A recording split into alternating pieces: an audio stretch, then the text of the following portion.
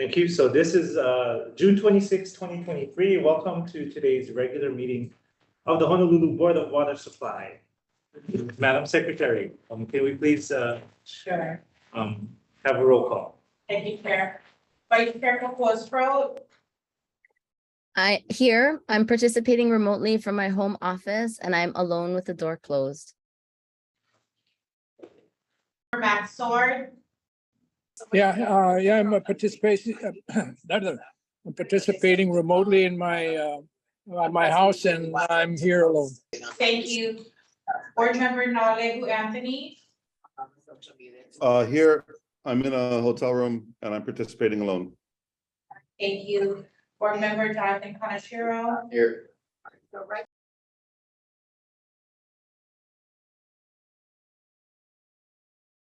I'm in Amherst in a parking lot with nobody else here. thank you.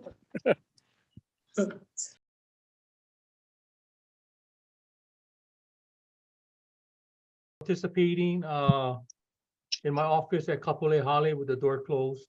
Thank you. Thank you. All right, thank you. Thank you very much. Couple of introductory comments still. I'd like to recognize in the room with us today, we have our manager, Ernest Lau, Deputy Manager, Erwin Kawata. Here. Board Secretary, Joy Cruz Achu. Here. Manager Secretary, Kimberly Waye. Here. Our information specialists, Stephen Nordstrom and Wayne Maria. Here.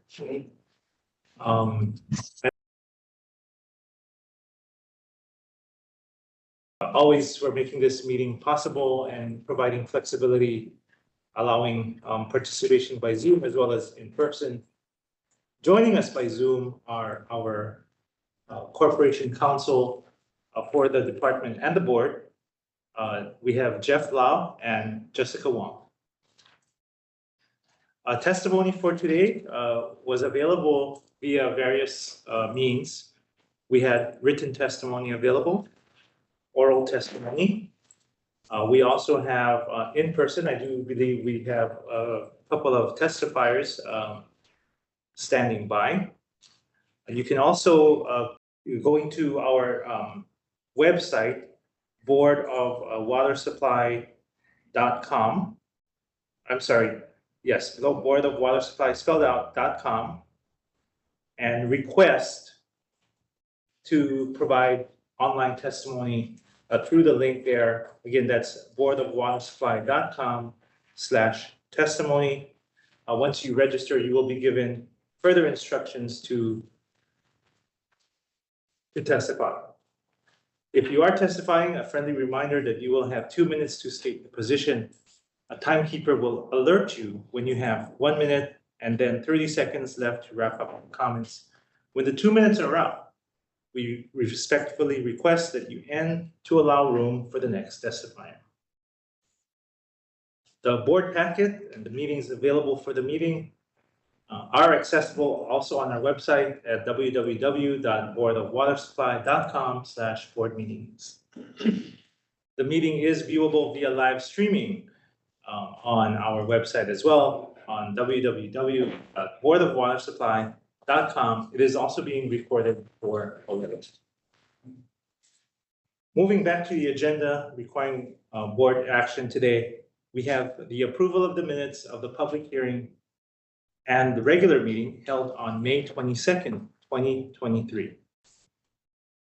A copy of the minutes are included in your board packets, and hopefully you've had time to review.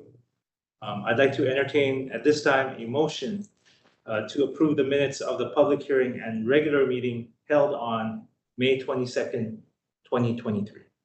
So move. Thank you. Moved by Member Kanshiro. This is Max. I second. Thank you very much. Seconded by Member Sword. Are there any discussion, additions, corrections? Chair recognizes Vice Chair Sproat. Thank you, Chair. I just wanted to let you know that I'm going to be abstaining on the vote because I was not present at that meeting. Mahalo. Very good, noted for the record. Okay, hearing no other comments, I will call for the question. Madam Secretary, roll call vote, please. Thank you, Chair.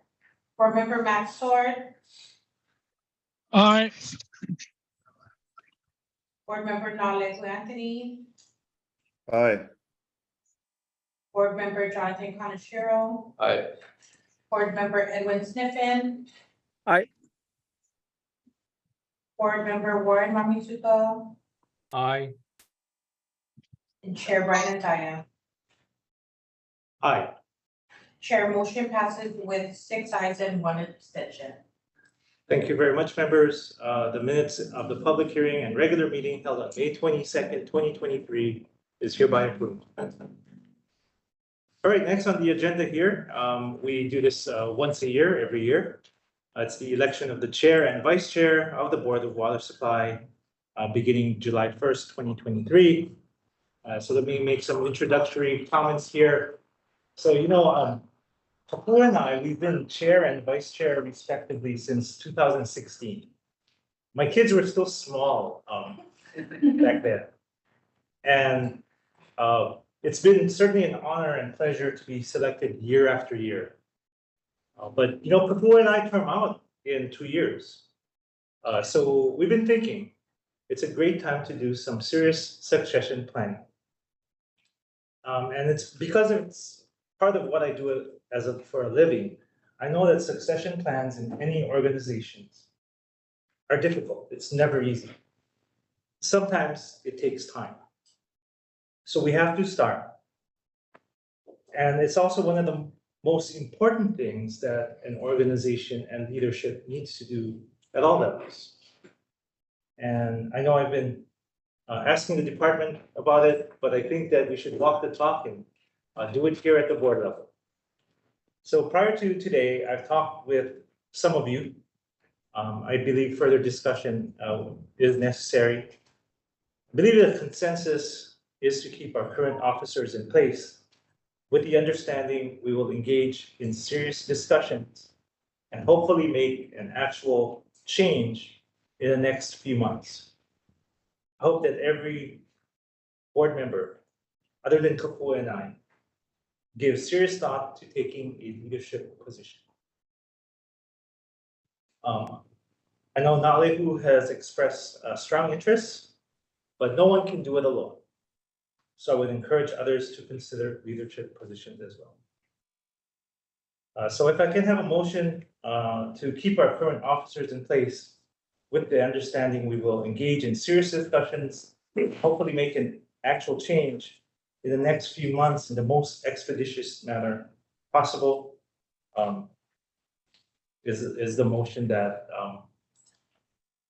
I'd like to put out there. Hello, Chair. This is Member Sniffen. Yes. I would like to offer an alternate motion. I would Okay. like to nominate Nalehu Anthony as the next chair, with Kapua Sprott as the vice chair. I totally agree. I think you've done an excellent job through the chairship. But we'd love to make sure that we start moving forward on that transition plan sooner rather than later, to make sure there is that transition that starts moving forward. Is it proper for me to make that alternate motion here? Yes, because there is no motion right now, so, Got it. yeah. So I guess that's the motion. Is there a second?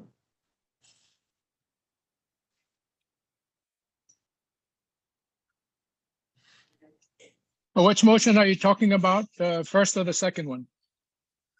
The motion that has been made by member Sniffen is to have Nalehu as chair and Kapua as vice chair. Okay, I'll second that. Okay. All right, roll call vote, please. Sorry, I missed who moved it. Member Sniffen.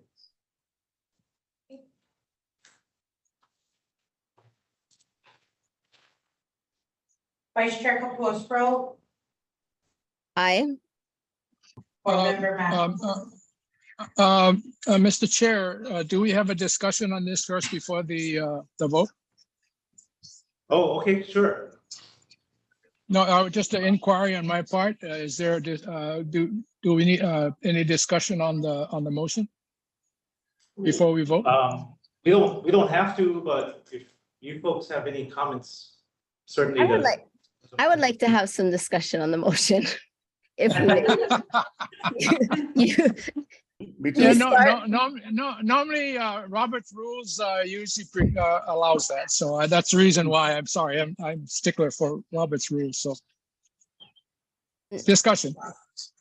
And so I just wanted to follow up on what Brian shared earlier. He and I have been in discussions that started before this meeting, but actually even when we voted last year on who the chair is, because both of us take succession planning very seriously. And we also recognize kind of the important issues that are facing the board right now. And I think also the evaluation process that we've just gone through has highlighted, how there's been such a tremendous amount of focus placed on Red Hill, which I think is important and which I think is warranted and which I think requires even more attention and involvement by a really active board. But I also want to make sure that by doing that, we can help to preserve our important staff that does so much work. And so Brian and I have been talking about this and we supported it. And what I had actually suggested is that both of us step aside and mentor the next group. And so, he and I are both terming out soon. And I want to make sure that we have enough time to support that. And so I support Naalehu as chair. I think he has stepped forward and really been a strong voice on Red Hill. And I think what we've seen is that the leadership that he has already shown has been important, but that even more work is warranted. And Jonathan, I would love to also see you step up. And so if you have an interest now in being the vice chair, I would be happy to accept a friendly amendment to the motion and would love to support you. So are you withdrawing your name, or you suggesting your name be withdrawn? I am willing to serve if that's what the chair would like, but I would also, if Jonathan is open to stepping up and serving now, I would be happy to support him in doing that as well. So Okay, it's up to Jonathan. I'll put the ball in his court. Well, I guess I'm going to use the word Shanghai. So can we Shanghai Jonathan for the vice chair on a friendly amendment to Ed's motion? Max, you might have to explain Shanghai because that's an older term. That only old guys. I'm showing my age. Sorry. In other words, we're going to draft him. We'll draft him. How's that? Is that a better word? I guess everybody understands better a draft word. Yeah. I would like to make a friendly motion to draft Jonathan as the vice chair. So I think what we have to do is we'd have to vote on the amendment to the motion. And then we can. No, And actually, if I could just interrupt for a moment, Max, sorry. There's a motion on the floor. Ed has moved that Naalehu be chair and I'm vice chair. Before we have any more amendments, if we can have discussion and go around, because if Jonathan is open and would like to do that, then we could consider it. If he doesn't want to do that, then we can vote on the motion as is. But I just want to sort of see without voluntolding anyone, Jonathan, sorry. Just wanted to open the floor if that's something you might be willing to do now.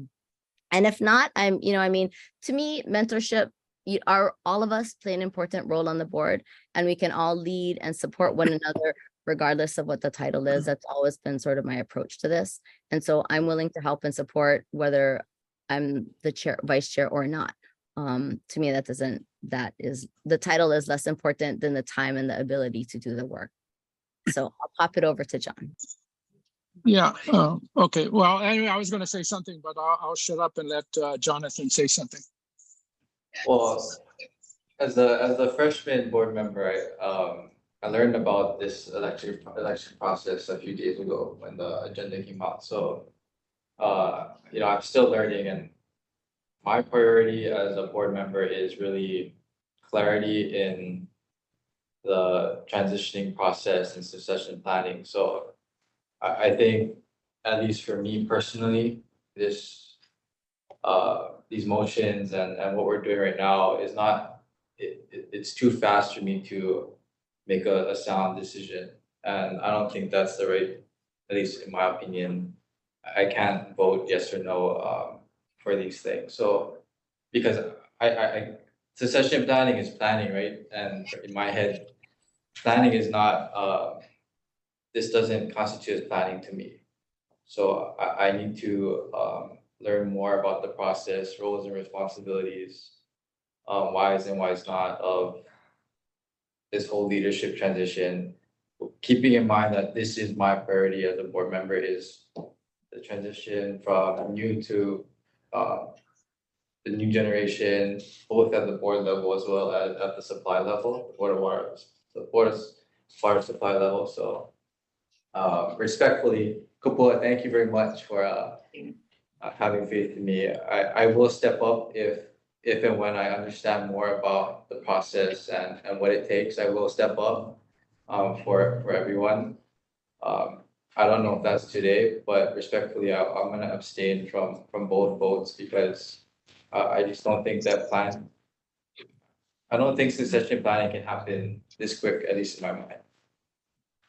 And I think it's our responsibility as a board to have a thoughtful discussion on what exactly is that.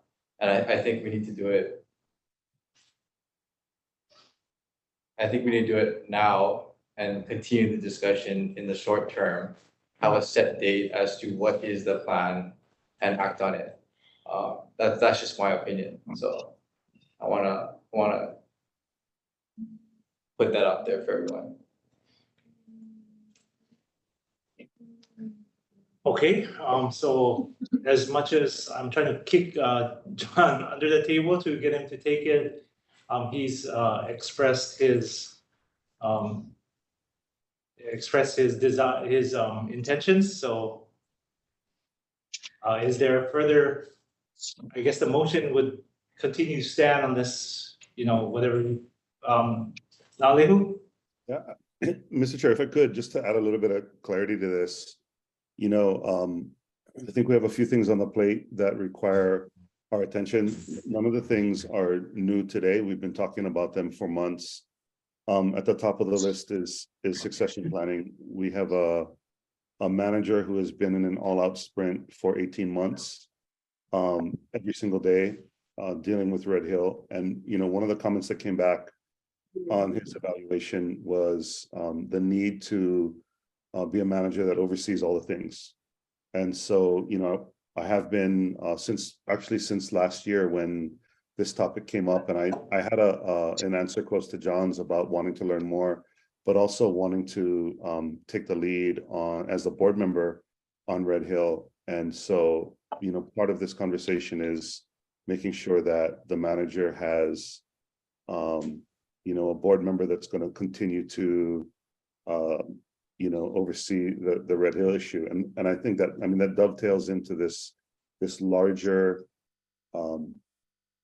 creeping feeling that I have. And I'd love to hear from some of the other board members about how this Red Hill issue is really not going to come to any kind of fruition anytime soon. Defueling is still needing to take place, and there is a huge looming open question about monitoring and remediation of our aquifer that if we don't get right, we will not be able to meet our charter of clean and affordable and dependable drinking water for this island. So I think, no matter what role we have, whether it's chair, vice chair, or just board member, the 7 of us have to saddle up and really lean into some of this work to make sure that the transitions are smooth, and also that we have a really strong team for the Red Hill issue. Thank you. Okay, thank you. Any more discussion? Can you call for the question? Okay, Hearing no further discussion, Madam Secretary, roll call vote, please. Thank you, Chair. Vice Chair Capozzo, Aye. Board Member Max Thorn, Aye. Board Member Naldo Anthony, Aye. Board Member Jonathan Kanashiro, Abstain. Board Member Edwin Sniffen, Aye. Board Member Warren Mamizuka, Abstain. Chair Brian Antaya. Aye. Chair motion passes with 5 ayes and 2 abstentions. Great, congratulations, Nalehu and Kapua for chair and another year, Kapua. Chair, may I make a statement, please? Yep, Chair, really appreciate all the work you've done, especially during a really difficult time for the Board of Water Supply and for the state to get through. Not even counting Red Hill, getting through the COVID era and everything. Really appreciate everything you have done as the chair. Thank you so much. yep, it's been a pleasure, and I'm not going anywhere, still be around 2 more years. Perfect. If I also could say a few words. Absolutely. Thank you, Chair Andaya. I just want to thank you for all your efforts. You know, going back to 2016, I kind of look back at what was the major challenges then. It was actually the development and adoption of our 30-year water master plan. And you're very instrumental in part of that effort. Also, the strategic plans, the development of our strategic plans that we have done continuously since then. And, you know, the water rates too, the water rate increases that we had to implement back in 2017 and start in 2018. You were also very active in that effort. So just a big mahalo for that. And your support on the Red Hill issue to allow myself and the rest of the BWS team to take some hardline positions on Red Hill. Trying to hold the military accountable for the crisis they put us in.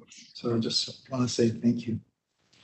Yeah, you're welcome. It's really been a pleasure. Again, I'm still going to be around, and whether I'm in this chair or whichever other chair, I'll still be around and still be happy to be part of the team. I am looking forward to some lively discussion moving forward regarding the focus of the board.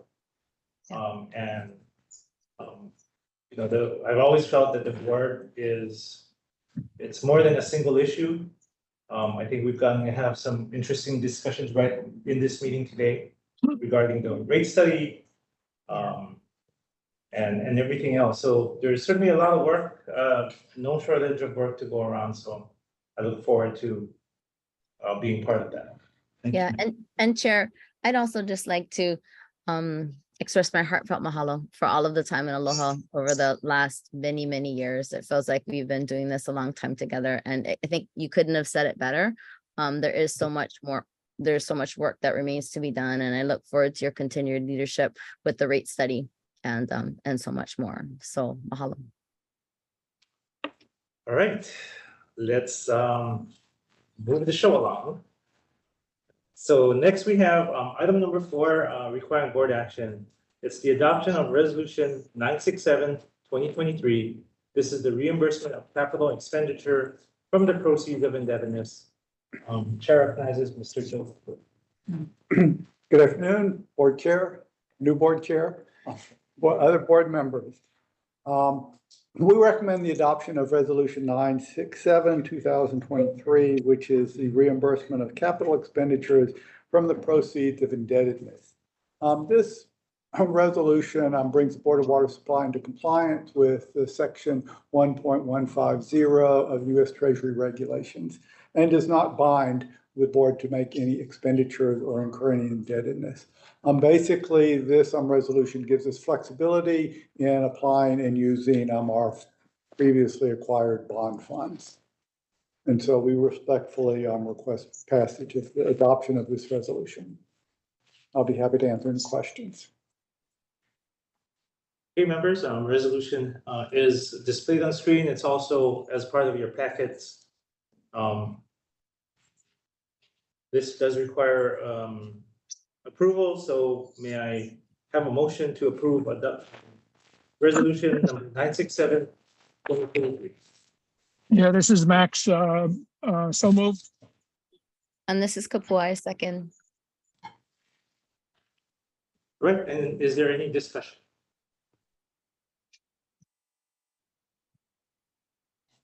All right, hearing none, roll call vote, please.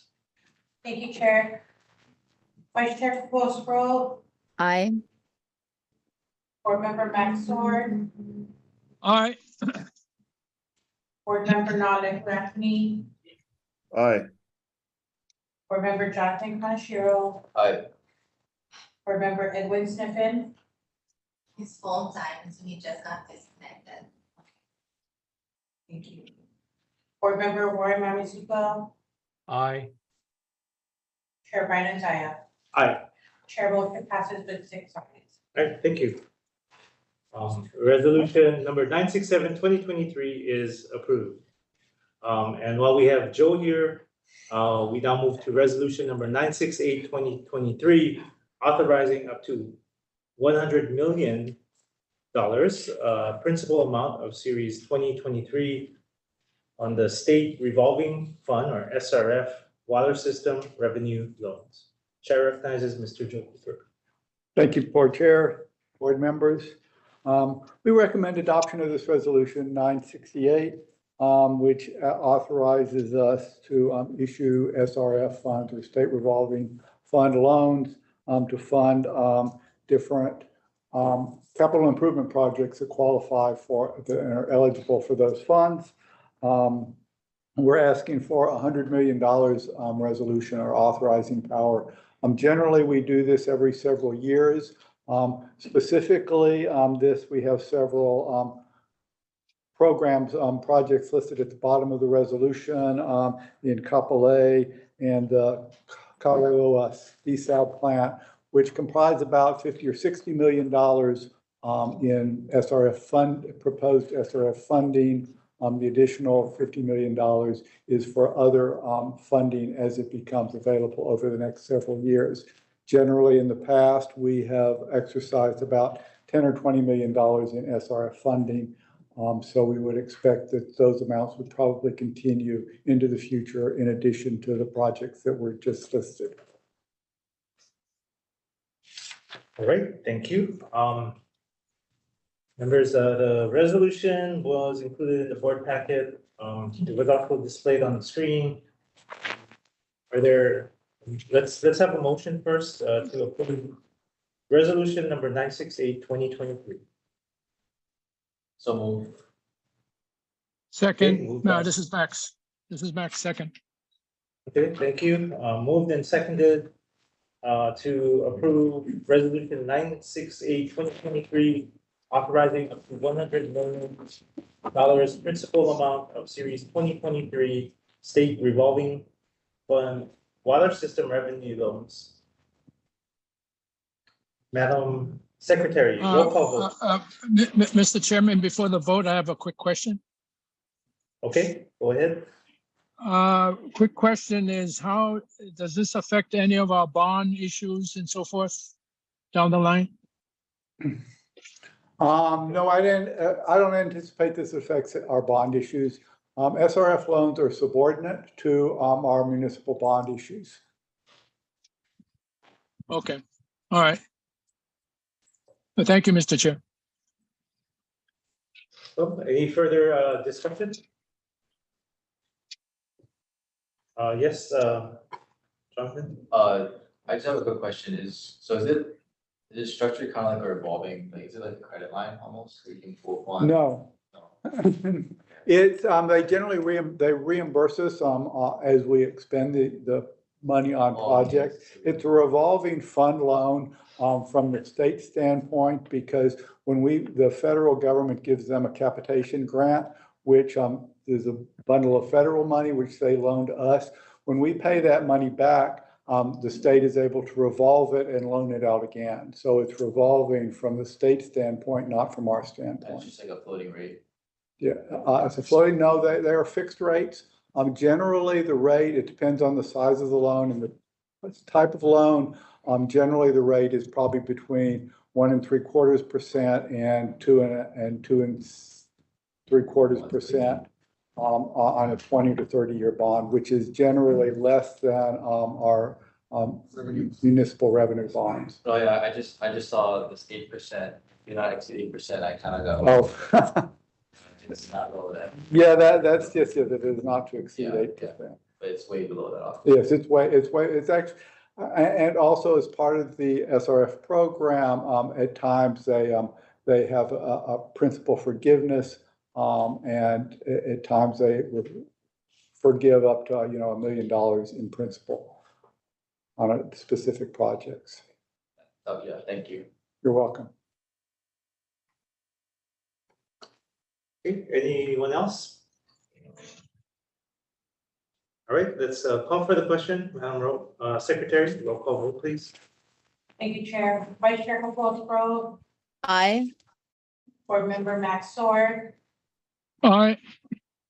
Board Member Nalehu Anthony, Aye.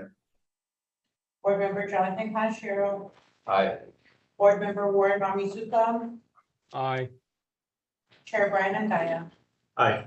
Chair, motion passes with 6 ayes. Okay, thank you very much. Resolution number 968/2023 is hereby.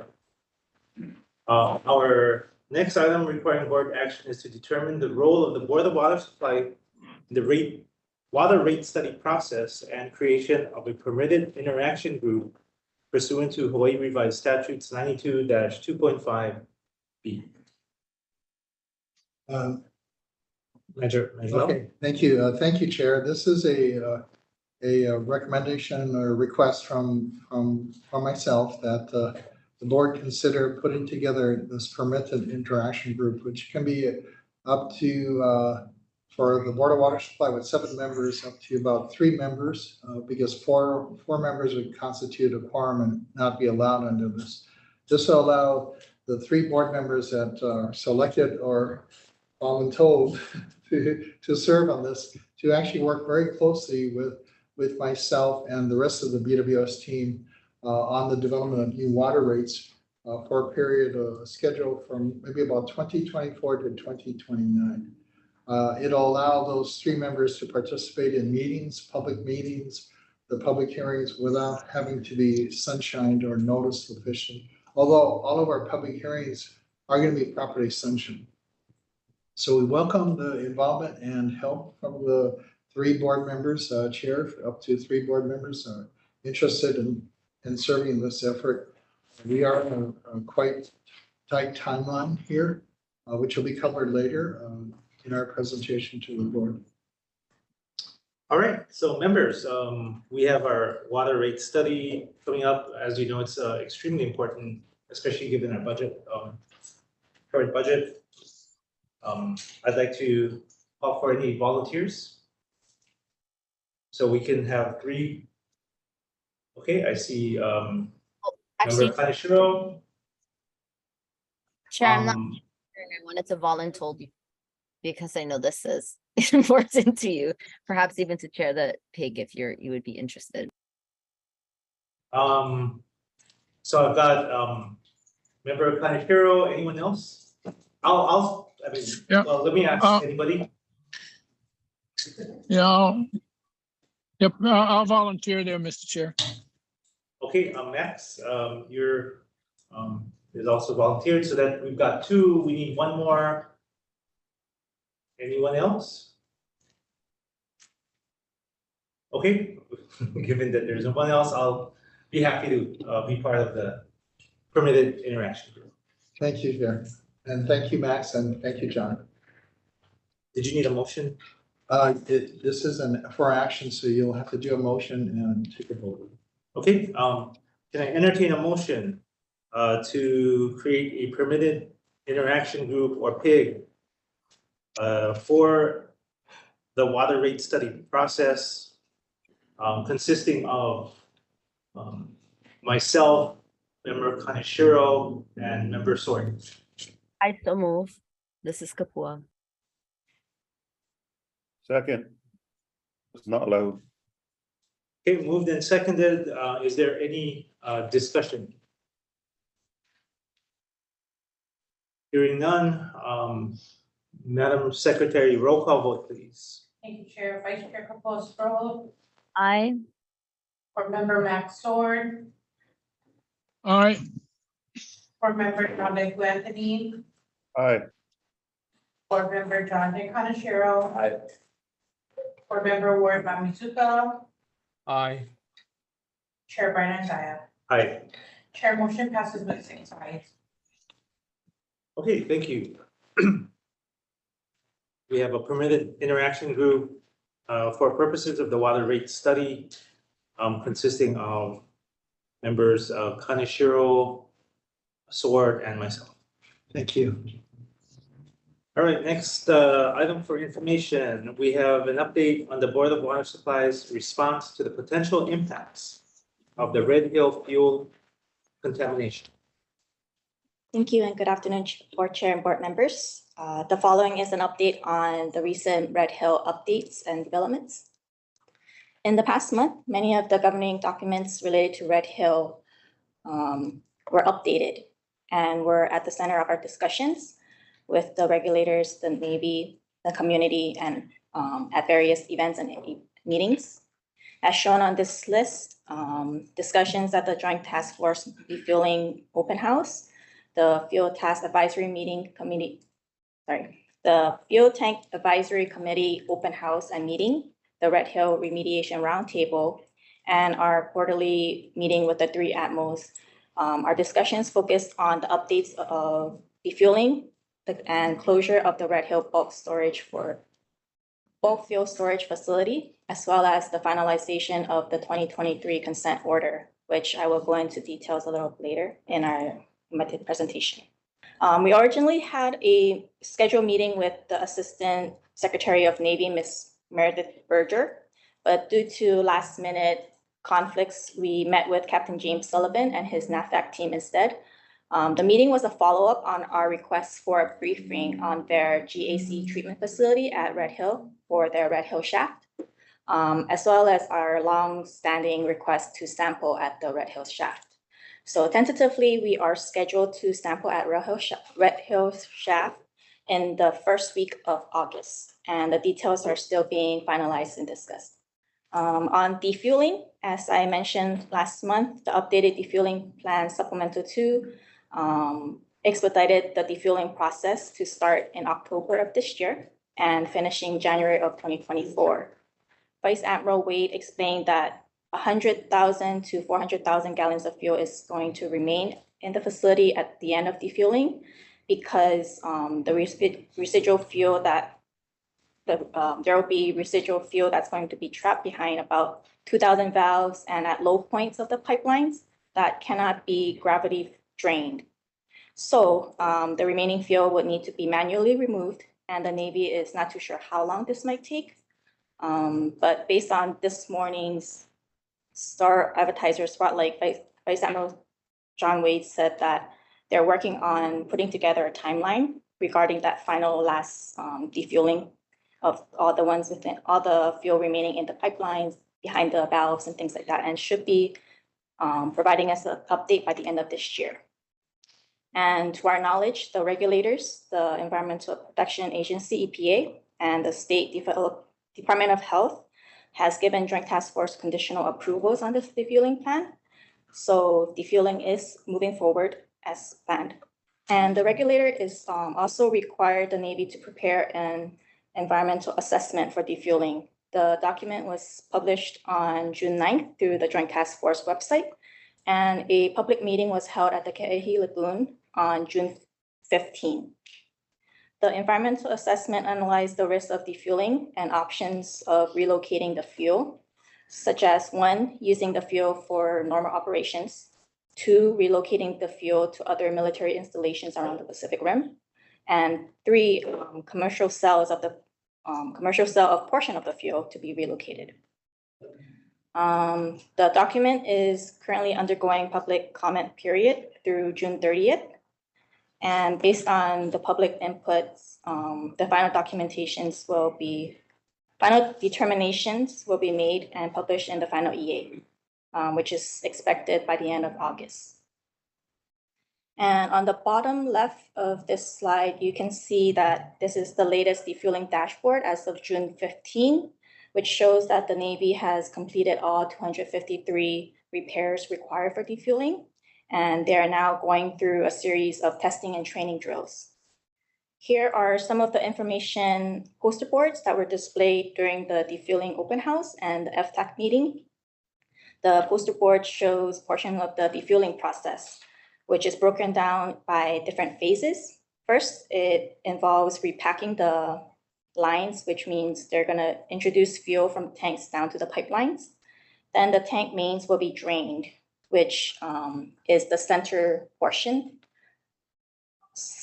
cylindrical portion of this pill-shaped tank is called the tank main.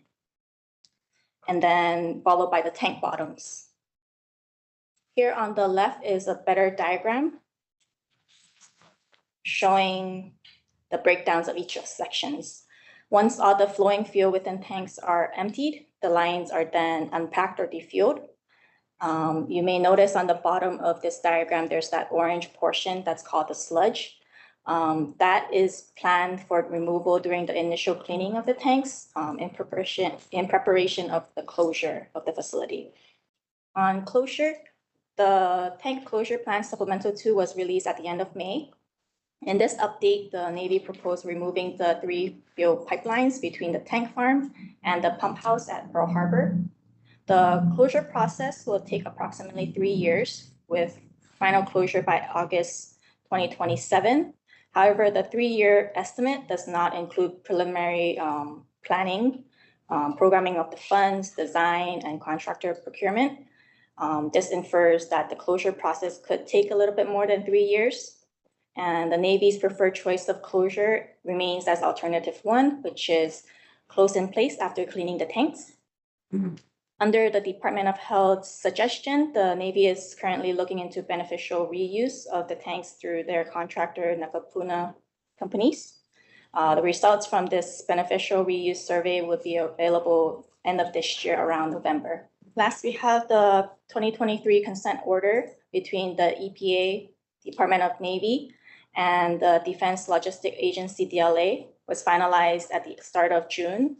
This 2023 consent order provides the EPA an authoritative oversight of the Navy and DLA to safely defuel the facility as well as closing the tanks.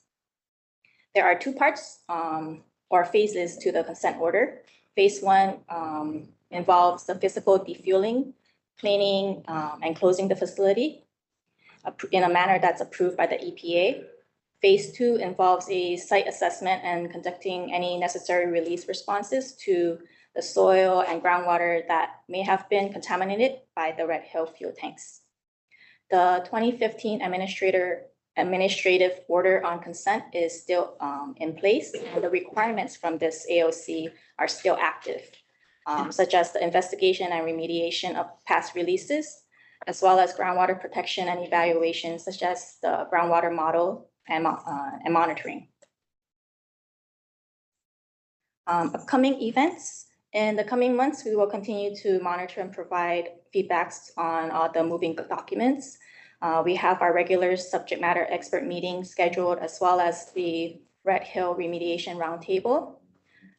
As part of the 2023 consent order, the concept of a Community Representative Initiative Group, or CRI for short, was introduced. The idea is to have community representatives elected to this 10-member group to review documents and provide feedback to the regulators and navies. A scope and information meeting is being planned for July 27, location and time to be determined. This concludes my update, and I'll be on standby for any questions. Thank you. Thank you very much, Joyce. Members, any questions? Yeah, this is Max. I have a question, maybe for Ernie, but after this document first came out, I remember reading in the newspapers, I forgot which publication, that people saying there were some people saying that this document didn't go far enough. What were they talking about, Ernie? Do you know? Yeah, was it the closure document or the defueling? There were two documents that came out just in the May timeframe, May and June. It's the defueling supplement 2, which talks about the timeline to accelerated timeline to defuel, moving it up to October and into finishing in January. But that takes out 99.85% of the fuel, leaving 100 to 400,000 gallons in there. Then supplement 2 of the closure plan identified that they would remove the 3 large steel pipelines connecting the tanks 3 miles inland from Pearl Harbor all the way to Pearl Harbor, and hopefully take out a bunch of that remaining fuel, but it would take at least 3+ years.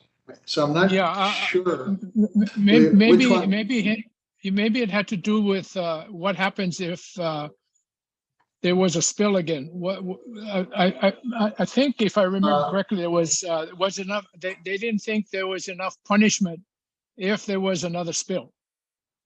Maybe that's what that was it. Oh, I don't know if that is the 2023 consent order. So the EPA also in the same time frame, they held hearings back in was it March or February on the consent order, the proposed consent order between EPA, Department of the Navy, and the Defense Logistics Agency. And in there, the penalties were pretty manini, were small, compared to the rest. So that may be what you're thinking about, because I think the penalties right now is for the first week, they could be fined as much as $10,000 a week.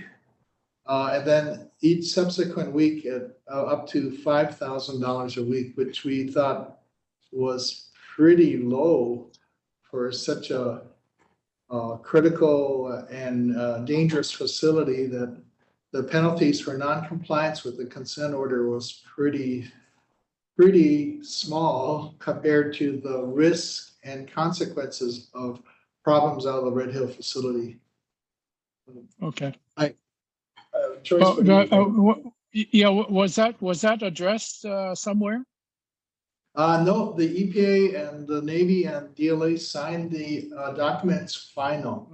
And the $10,000 fine, up to $10,000 a week fine is in there, and $5,000 after the first week. Yeah, that does sound really manini. I agree. Anyway, okay, I just wanted to find out. Thanks. Yeah, so there is, I think, mentioned earlier in the board meeting, a lot of moving pieces happening on Red Hill at many different levels, in many different areas at the same time. Thank you. Okay, thank you, Mr. Chair. Any other questions? Well, Mr. Chair, I have a question for Ernie. Go ahead. Yeah, Ernie, one thing that wasn't mentioned was the exposure assessment that Roger Brewer put out last week. I know it just came off, pressed out from DOH, and I'm wondering if you have had a chance to look at it at all, and if you want to, give any preliminary discussion towards it. I mean, I started to read it, and it sounded a lot like they didn't know what the exposure might be for us long term, but I'm wondering, if you have any comment on it, or do we got to wait till next month? No, we just got it, like you said, maybe just the other week. In fact, I appreciate DOH giving us a copy. No, I think a day before it went to the press, before it came out in a newspaper article, and at least I saw in the Star Advertiser. This is an additional study by Dr. Roger Brewer at the Department of Health. I'm going to ask my deputy manager, Erwin Kawata, to step up to the podium and share some of his quick thoughts on that, and I'll just add after that. Go ahead, Erwin. Thank you, Ernie. Thank you for the question. Yes, you're correct. The document itself didn't really talk about what the long-term impact might be on all the different chemicals that was probably present at the time that the release happened in 2021.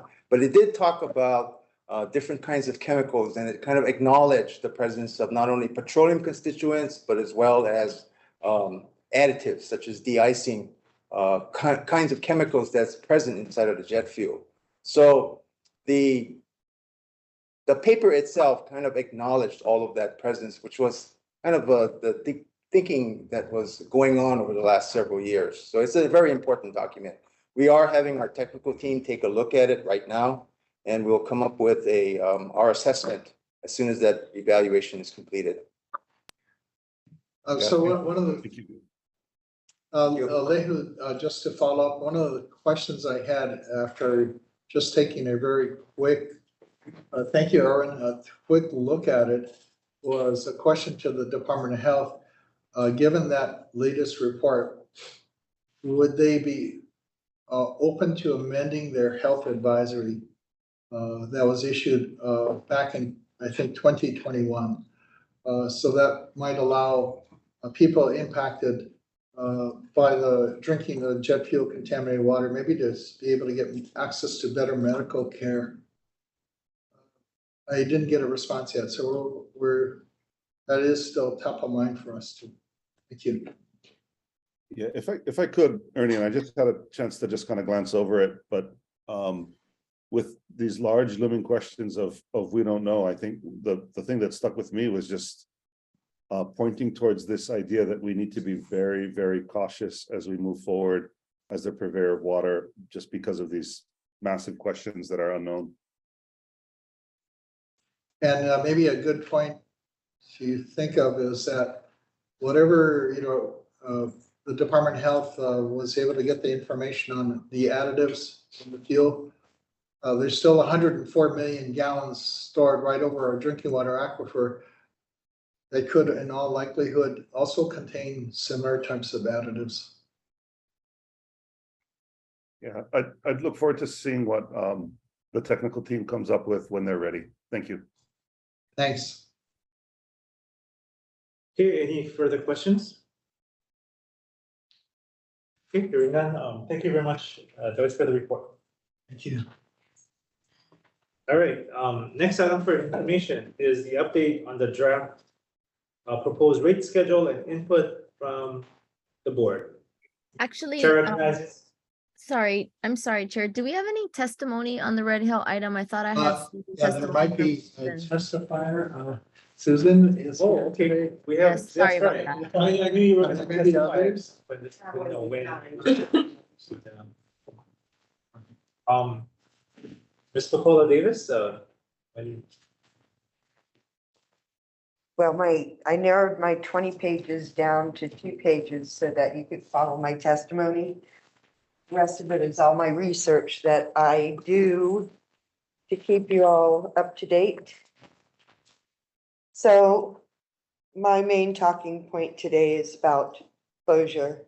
And I will tell you that many of us were surprised at the FTAC to hear Rear Admiral Barnett in unison with the Department of Health, even though they didn't say anything, talking about reuse and the removal of the pipelines with no public input on that. It was all done behind closed doors, okay? So the DOH refers to the reuse as possible economic benefits and employment opportunities. I don't know who would want to work in there. The beneficial reuse, this is what the Navy says, must be viable. It must work under the condition that the DOD still owns the property. In other words, if a potential reuse depends on property transfer to a new owner, then it would not be a viable reuse.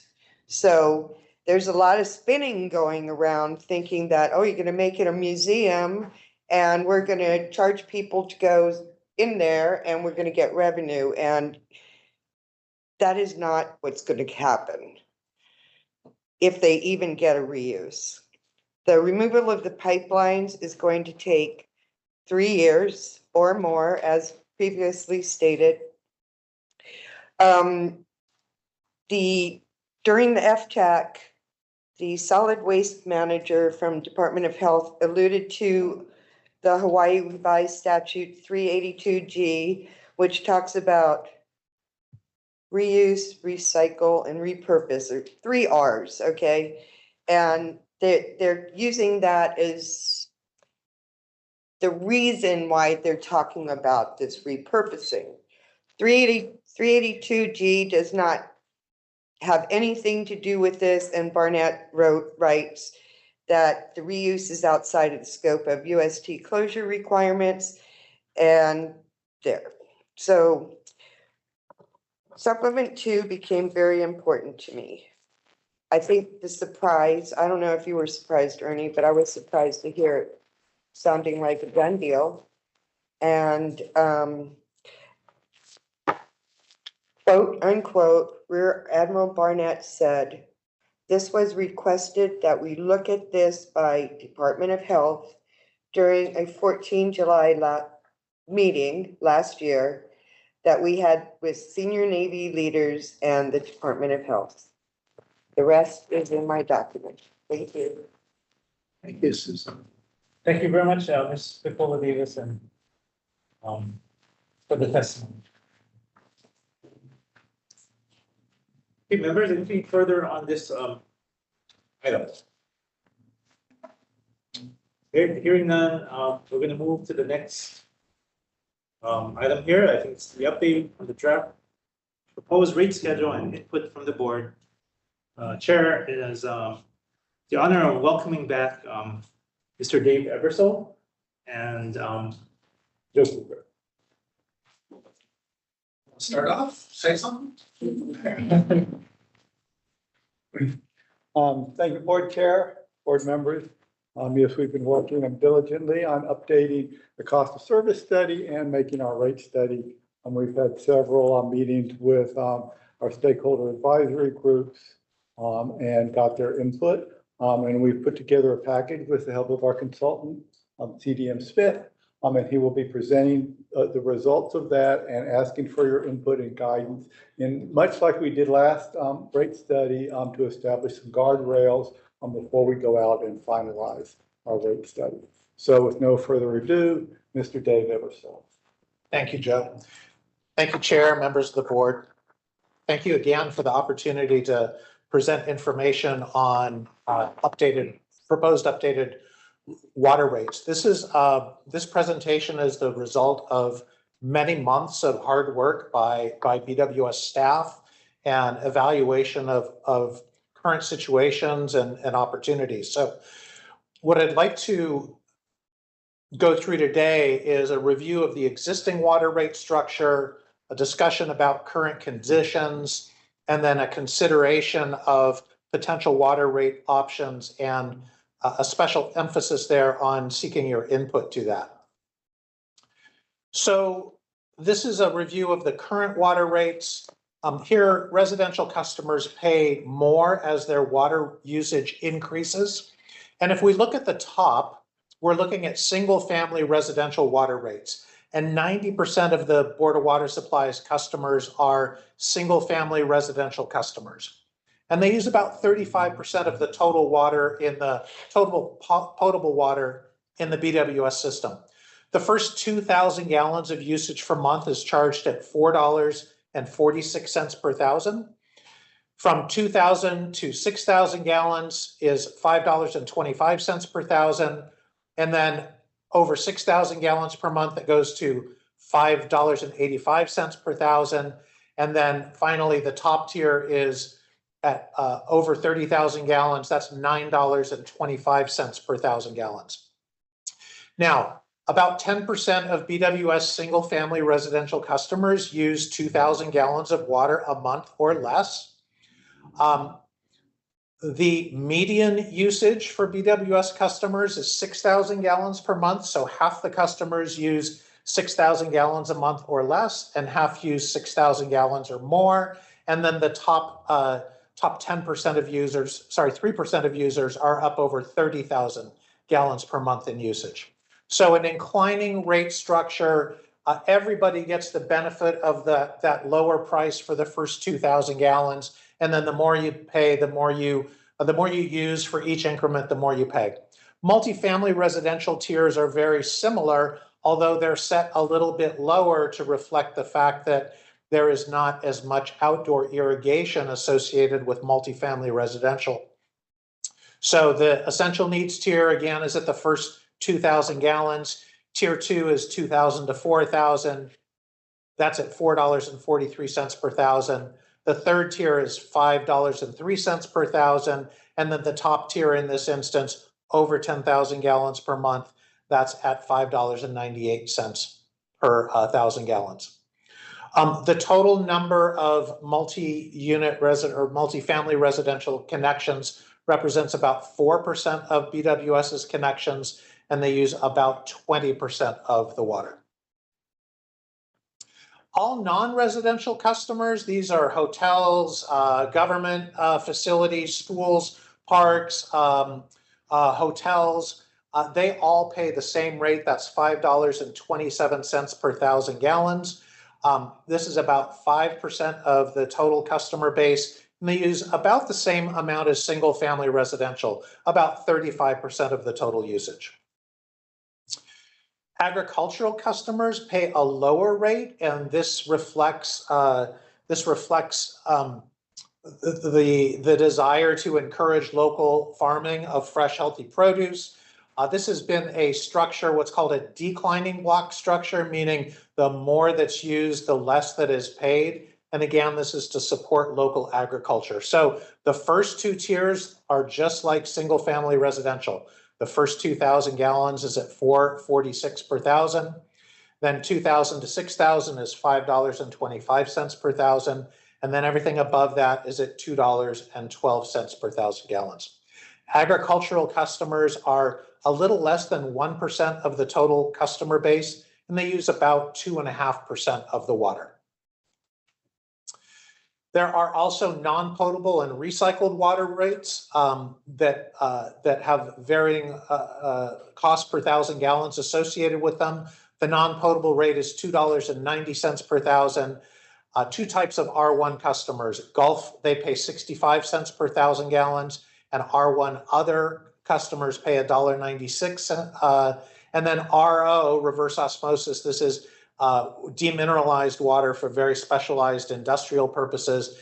It costs $6.36 per thousand, and that's to reflect the higher cost of producing it. In total, these customers are about 1% of BWS's customer base. There is also a monthly customer charge based on meter size. The customer charge covers meter maintenance and repair, meter reading, the processing and mailing of bills, customer service and billing staff. Most single-family residential customers have the smallest meters, 5/8 and 3/4 inch, and they pay the smallest amount in this charge, $12.09 per month. 12-inch meters, because those are so much more expensive to repair, to maintain, to replace, the charge is about $598.53 per month. There's also a fire meter standby charge. This is for readiness to serve. It applies exclusively to services for private fire protection, such as automatic fire sprinklers that are connected to alarms, fire hydrants, and wet standpipes. Again, these are all private fire services. For meters that are 2 inches and smaller, it's $7.99 per month. And then 8-inch meters pay the largest amount, that's $52.94 per month. There are a little over 1,900 private fire service connections in the BWS system. There are also in place fee waivers for affordable housing and for homeless housing. This covers an offset to the water system facilities charge, which is the one-time charge that a customer pays when connecting to BWS's system for the first time, and it also offsets meter costs. In total to date, there have been about $2.4 million in waivers issued for affordable housing and homeless units. There's also waivers for the retrofit of fire sprinkler systems that waives the meter cost associated with that. One facility has applied for that, and the waiver amounted to about $13,000. There are other BWS charges. There's a standby charge that relates to emergency interconnections. These are done at the discretion of the manager. There are also two automatic cost adjustments, well, not automatic, but cost adjustment opportunities built in, one surrounding power costs, which will be the subject of later discussion, and the other surrounding environmental regulations and the cost of those. Now, BWS water rates have increased at various levels throughout the years. This is a history going back to the mid-1970s, and you can see there in the mid to late 70s, there were some very, very high rate increases on the order of 35 to over 40%.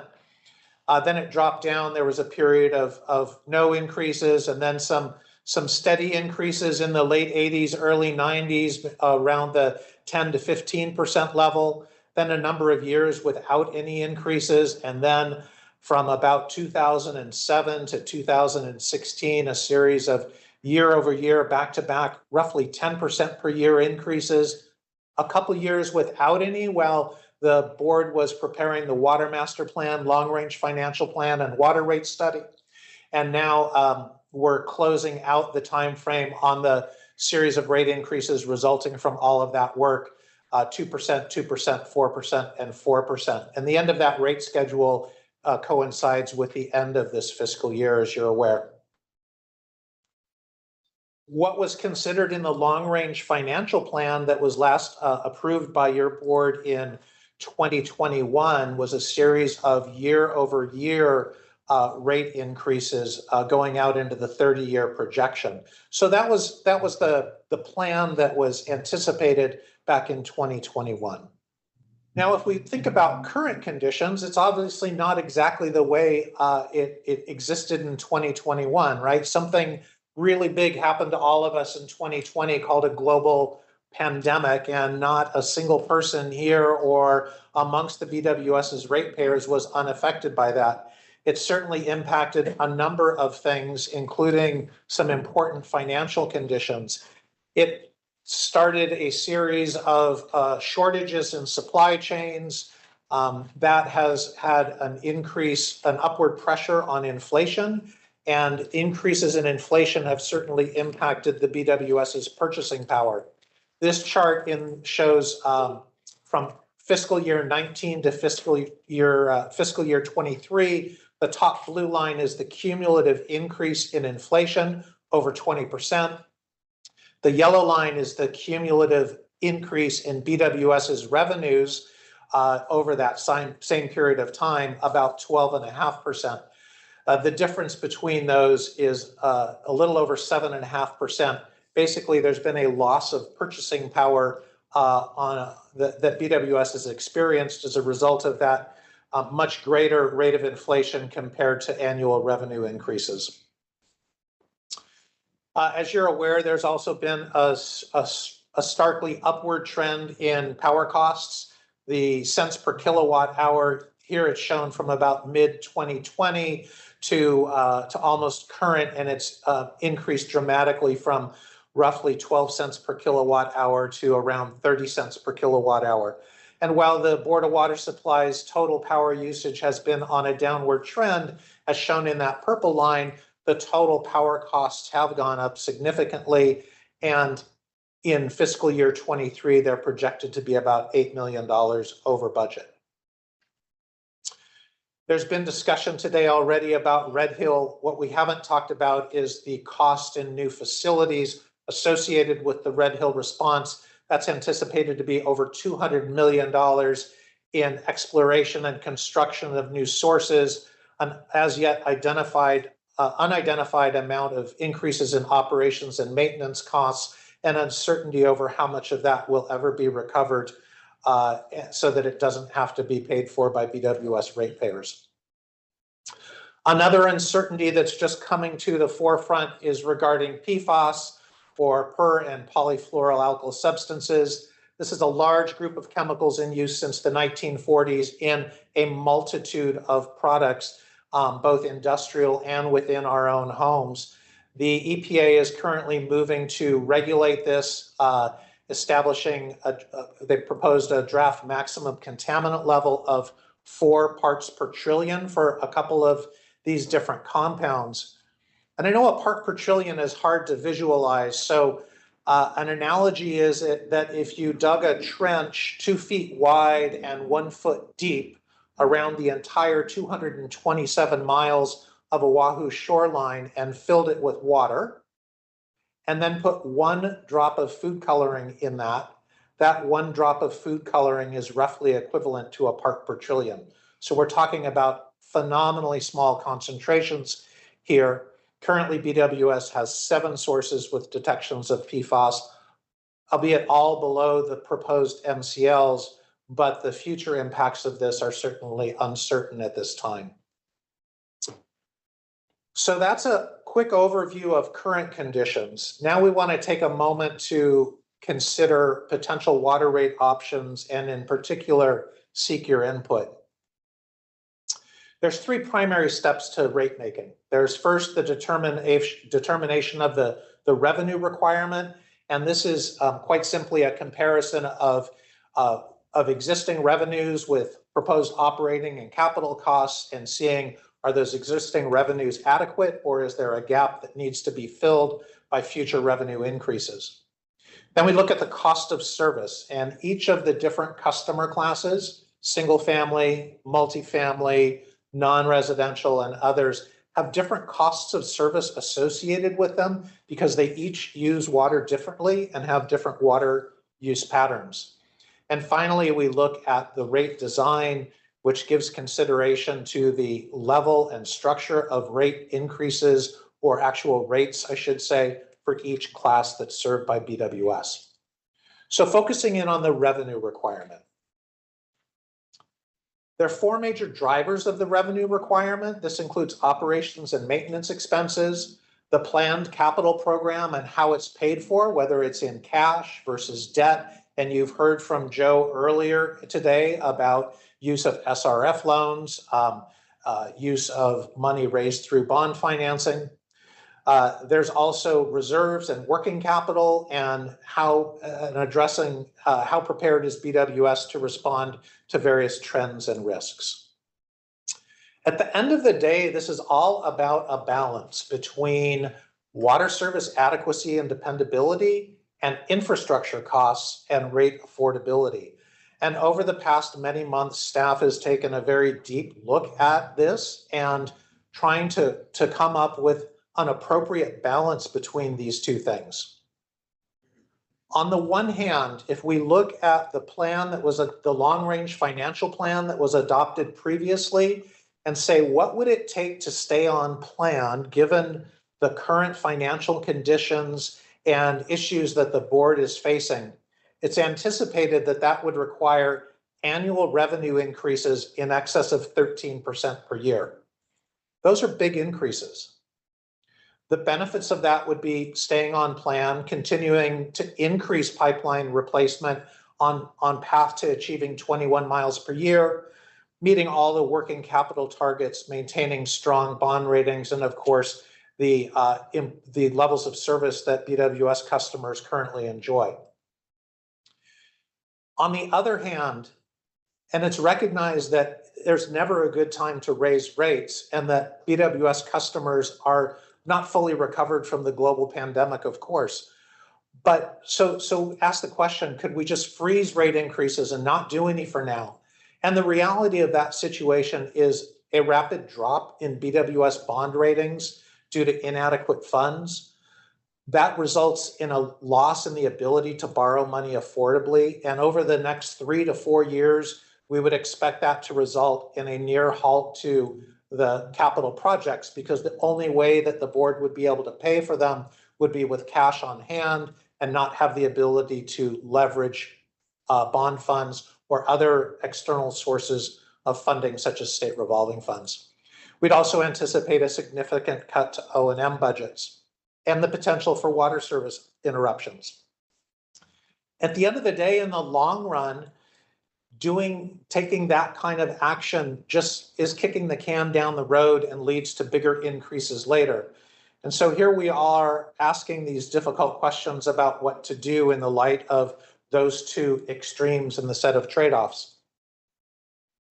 So staff has taken a very hard look at the first item here in the driver of the revenue requirement, and that is operations and maintenance costs.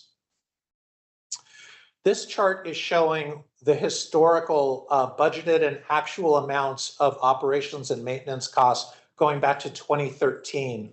The top orange line is the budgeted O&M amounts, and that average increase is about 3.78% per year is the 10-year average increase. Actual expenses fall below budget, and that's actually intentional and desirable. As an organization, you don't want to overspend your budget, but neither do you want to be too conservative in how you perform that budgeting. So what you see in this chart is a narrowing of the gap between actual expenditures and budgeted expenditures, which is a positive thing. It's expected that this year they'll come even closer. The actual expenditures have increased over the past decade at an average annual rate of 3.85%. The staff has taken a hard look and said, well, what could we do going forward to back off of that 13% year-over-year increase that I referenced earlier? So that's what's proposed, or what's been contemplated, is what's shown in the purple line here. Let me draw your attention to the chart off to the right-hand side. In the far right column is estimated rates of inflation for 2024 at 5%, and then decreasing from there to 4.5%, 4%, 3.5%, and 3.5%. Now, I know there's some discussion about whether or not this year's actual inflation rate will be 5% or 4% or 3%. And if we knew the answer to that, we'd all be doing different things, because we'd be doing arbitrage on inflation rates, right? But that's not reality. So what's being proposed here is a very flat budget for fiscal year 2024, which with a budgeted increase from 2023 of only 0.2%. And your board recently approved this budget. What's shown in the purple line is then a 4.5% increase in 2025, essentially even with the rate of inflation. And then in 2026, you'll see a 6.5% increase. The driver of that is the additional money required for the operations of Kaleloa seawater desal, and then a return to rates of increase aligned with the expected rate of inflation in 2027 and 2028. So this is a very tight budget from an operations and maintenance perspective that really doesn't allow much room for increases. With regard to capital expenses and how the capital program is financed, this chart shows what was anticipated back when the long-range financial plan was prepared, and the blue line shows what was the board-adopted level of spending. And the large increase in the slope of that, or in that blue line leading up to the peak, is an increase in the rate of pipeline replacement to 21 miles per year. That's really what's driving the upward growth in that. The rates that were adopted earlier, that 5-year rate setting period that's been referenced, that's shown in the light blue, and the spending associated with that for capital projects is shown in the orange line. So CIP spending was a little ahead of schedule in the earlier years and much closer to schedule, but in balance pretty close to plan. Now the question is, what rates will be established and what level of CIP expenditures can be sustained as a result of this next rate setting period, which is shown in the purplish color? What constitutes the scenarios that I'm going to show you today is what's shown in this lower line here as a minimum proposed level of CIP spending for this current rate setting period with a deferral of projects into later years. So staff has taken a hard look and said, what are the things that we think aren't so critical today that we could push out into the future to help maintain affordability for our customers now? Question comes up, what's been done with the rates, with the rate increases that were adopted previously? And a good way to understand this is to look at the current capital improvement program and projects underway for the period of 2018 through 2023. There are in planning or design 196 projects, and expenditures there have been $134.4 million. There are in construction 298 projects, and the contract value associated with that is just over $635 million. Total number of projects underway is 494. These include pipeline replacement, facility repairs and renovations, pumps and valve replacements and repairs, and of course, the planning effort associated with the Kaliloa desalination plant. Next, we turn to reserves and working capital. And in the associated with the last rate study or just preceding it, your board adopted a policy with an objective to maintain 180 days cash on hand. The purpose of that is to provide funds for unplanned events such as disaster recovery and rate stabilization. It was intended that that target be achieved gradually over a 10-year period so as to not create rate shock. And it suggests the maintenance of a minimum of 60 days cash on hand. The next element of rate making is the cost of service study. And as I said, this looks at how costs are allocated to different customer types, be it single family, multifamily, commercial, industrial, or agricultural. These analyses are done in conjunction with the AWWA M1 manual, which is the principle of water rates, fees, and charges. And it's pretty much the reference that every water utility in the US uses in the establishment of water rates and charges. The process involves comparing costs by customer class to the actual revenues that are collected from that class of customers, and then using that information to inform policies and decisions about the rate structure. Now, we talked a little bit about the global pandemic, which really hit in March of 2020, and something quite dramatic happened within the BWS's water usage pattern. So you can see this line, this vertical black line at March 2020. And just after that, single family residential water usage takes a strong spike upwards. This is looking at it as a percentage of total potable water supplies. And non-residential usage drops. Now, that's not unexpected given that there was a near total shutdown of the island's economy, and one would expect non-residential usage to drop. Multi-unit residential stayed about the same, and agricultural stayed about the same. So when we look at this, we do see a trend towards returning to the pre-pandemic usage patterns. And that's an important thing to note. If we were to go update the cost of service analysis based on these current usage patterns, with single family residential usage being much higher, that would shift a lot of the cost burden to single family residential customers, and hence they would have a higher increase in their rates to reflect that higher cost of service. But since we see a gradual return to what looks like pre-pandemic conditions, it's the suggestion at this point to not adjust the cost of service analyses and let these water usage patterns return to normal. This is a pretty big point here, and I'd like to pause to see if there's any particular questions.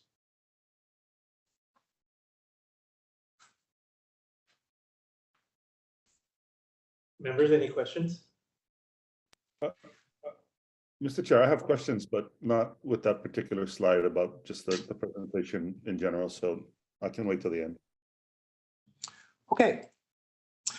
As a refresher on what the cost of service allocations currently are, single-family residential currently pays about 95% of their cost of service. This has gone up from what it was previously at the beginning of the last rate setting period. That was about 90%. This was all of these costs of service allocations and the changes in them were the result of a lot of input from the stakeholder advisory group, from the public, and from your board at the time. Multi-unit residential was paying 109% of their costs of service, meaning they were subsidizing other rate categories. So the decision was made to bring that down to 100%, and that's been accomplished. Agricultural customers paid about 60% of their cost of service, and the decision was made to maintain that cost recovery at 60%. Non-potable customers, they were being charged about 77% of the cost of service. That was increased to about 80%. R1 customers, that was held at about 70% of the cost of service. The decision was made to increase the amount recovered from RO customers to about 63%, but still providing an incentive for them to use RO water. And non-residential customers, which were paying 120% of cost of service, that was balanced downward to about 117%. And in reality, it's those customers who generate the revenue to provide these other customer types with those types of subsidies. So now we look at rate design, and this is how the rates are structured amongst the different customer types. And I want to give some thought here to things that you might consider for input. The first one being, should there be a return to higher levels of CIP spending anticipated in the long-range financial plan in fiscal year 2029? Or should that decision be postponed until an update of the Water Master Plan is completed? And that's anticipated to be around 2026.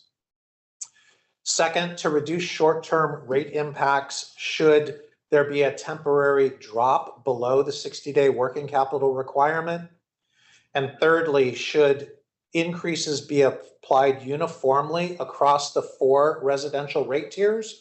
Or should they perhaps be applied non-uniformly with the idea of limiting increases in the essential needs tier?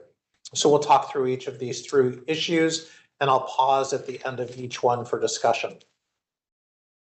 So alternative 1, the chart I showed you with the capital spending was in these first 5 years, 2024 through 2028. And if there was a return to the long-range financial plan and the level of capital spending it anticipated in FY29, that spending, that capital program would increase from about $220 million up to nearly $350 million. That's a big increase. The different colors show the different sources of funds. The top dark blue color is the amount that's paid for by cash or rates that are collected each year. The red is the amount that's done through conventional debt or bond financing.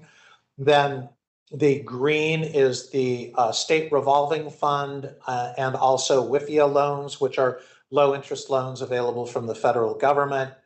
The purple is the special expendables fund or your water system facilities charge revenues. And finally, the light blue is grants and the federal funding that's been available as a result of recovery from the pandemic. And that's expected to end in 2025. So this is one scenario. An alternate scenario is to hold that funding, that CIP spending in fiscal year 2029 more in line with what's being proposed in fiscal year 28.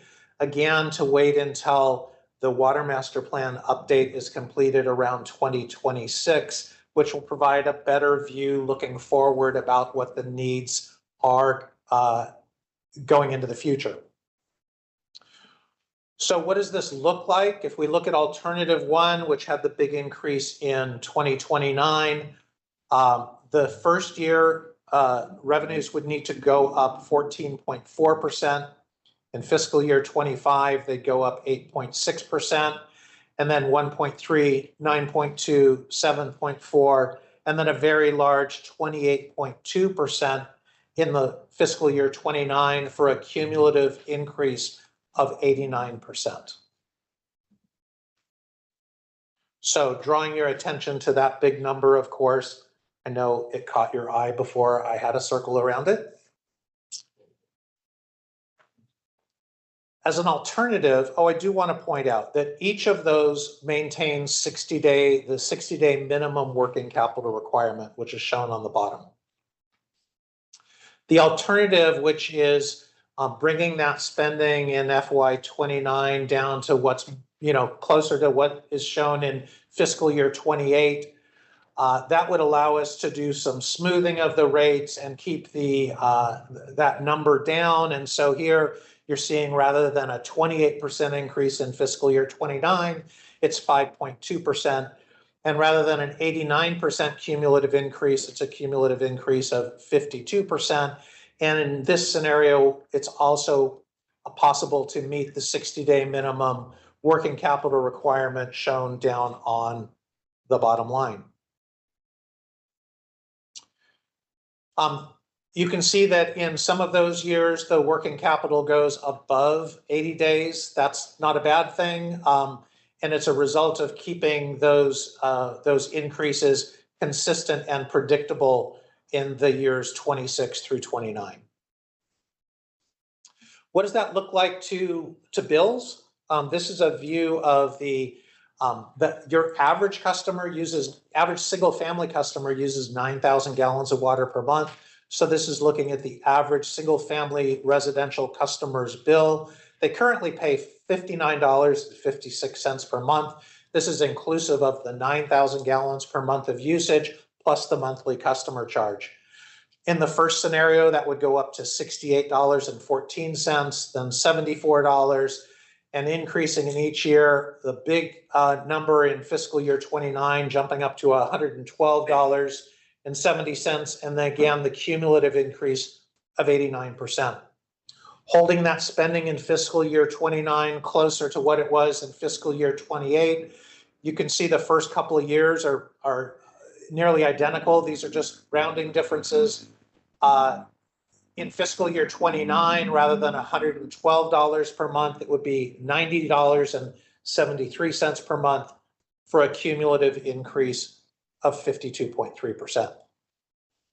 So there's the big difference between these two alternatives. Any thoughts or comments so far? Question. Oh, go ahead. Naleho, you can go. I just if you could you talk a little bit about what those two scenarios do to getting back towards the 21 miles of pipe a year? Sure. So the return to 21 miles of pipe per year is I think that first scenario puts you more on that course with the increase in spending. The second scenario says, hey, let's hold off until we update the water master plan, and then let's look what the entirety of needs are at the time, given Red Hill, given PFAS, given other things, and think about where to best spend our money and whether staying on that path to 21 miles a year is still in line or whether it's superseded by other priorities. I think that's the discussion that would happen around there. Thank you. I have a question. So going back to your bar graphs on the different alternatives. Yeah. So the difference, this shows the amount of spending, CIP spending. Is that correct? On the bar graph? Yeah, as soon as they let me get back there. Yes, that's capital improvement program spending. So this is the first one. And this is the second one. And the difference between the two is just in fiscal year 29. Okay, that's what it looks like. what about the other years? Are those set in stone on those levels of spending? So wouldn't say that they're set in stone. They were developed by BWS staff. We looked at the projects that are projected out over that period of time. And we tried to prioritize which projects were really the ones we want to push forward, or which projects could hold on for future years. Not taking them off the list, but keeping them on a schedule for future construction, design and construction. So right now, the original water master plan was really focused on getting to replace pipelines to bring down the number of main breaks. But because of the Red Hill situation, that's really impacted our supply issue.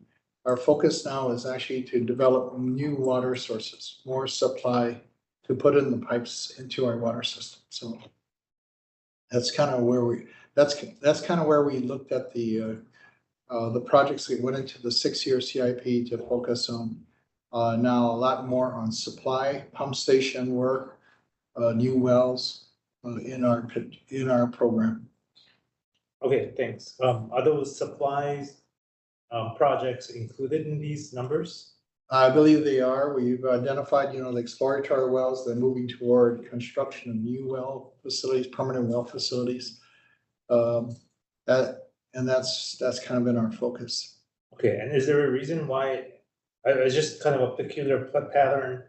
Looks like for 2024 to 2025, we're going to increase a little bit, and then we're going to drop 3 years. It's kind of the timing of the projects when they move from design to construction. So we really try to, ideally, it would be if we can actually fill in that valley and make it a little more steady in terms of the increases. But when we looked at it for this purpose of the rate study, that was the best we could do under the current conditions. But as we look at the update of the water master plan, then we're going to see how can we fill in that little dip there with projects if we need to. But right now, that's what it's playing out to be.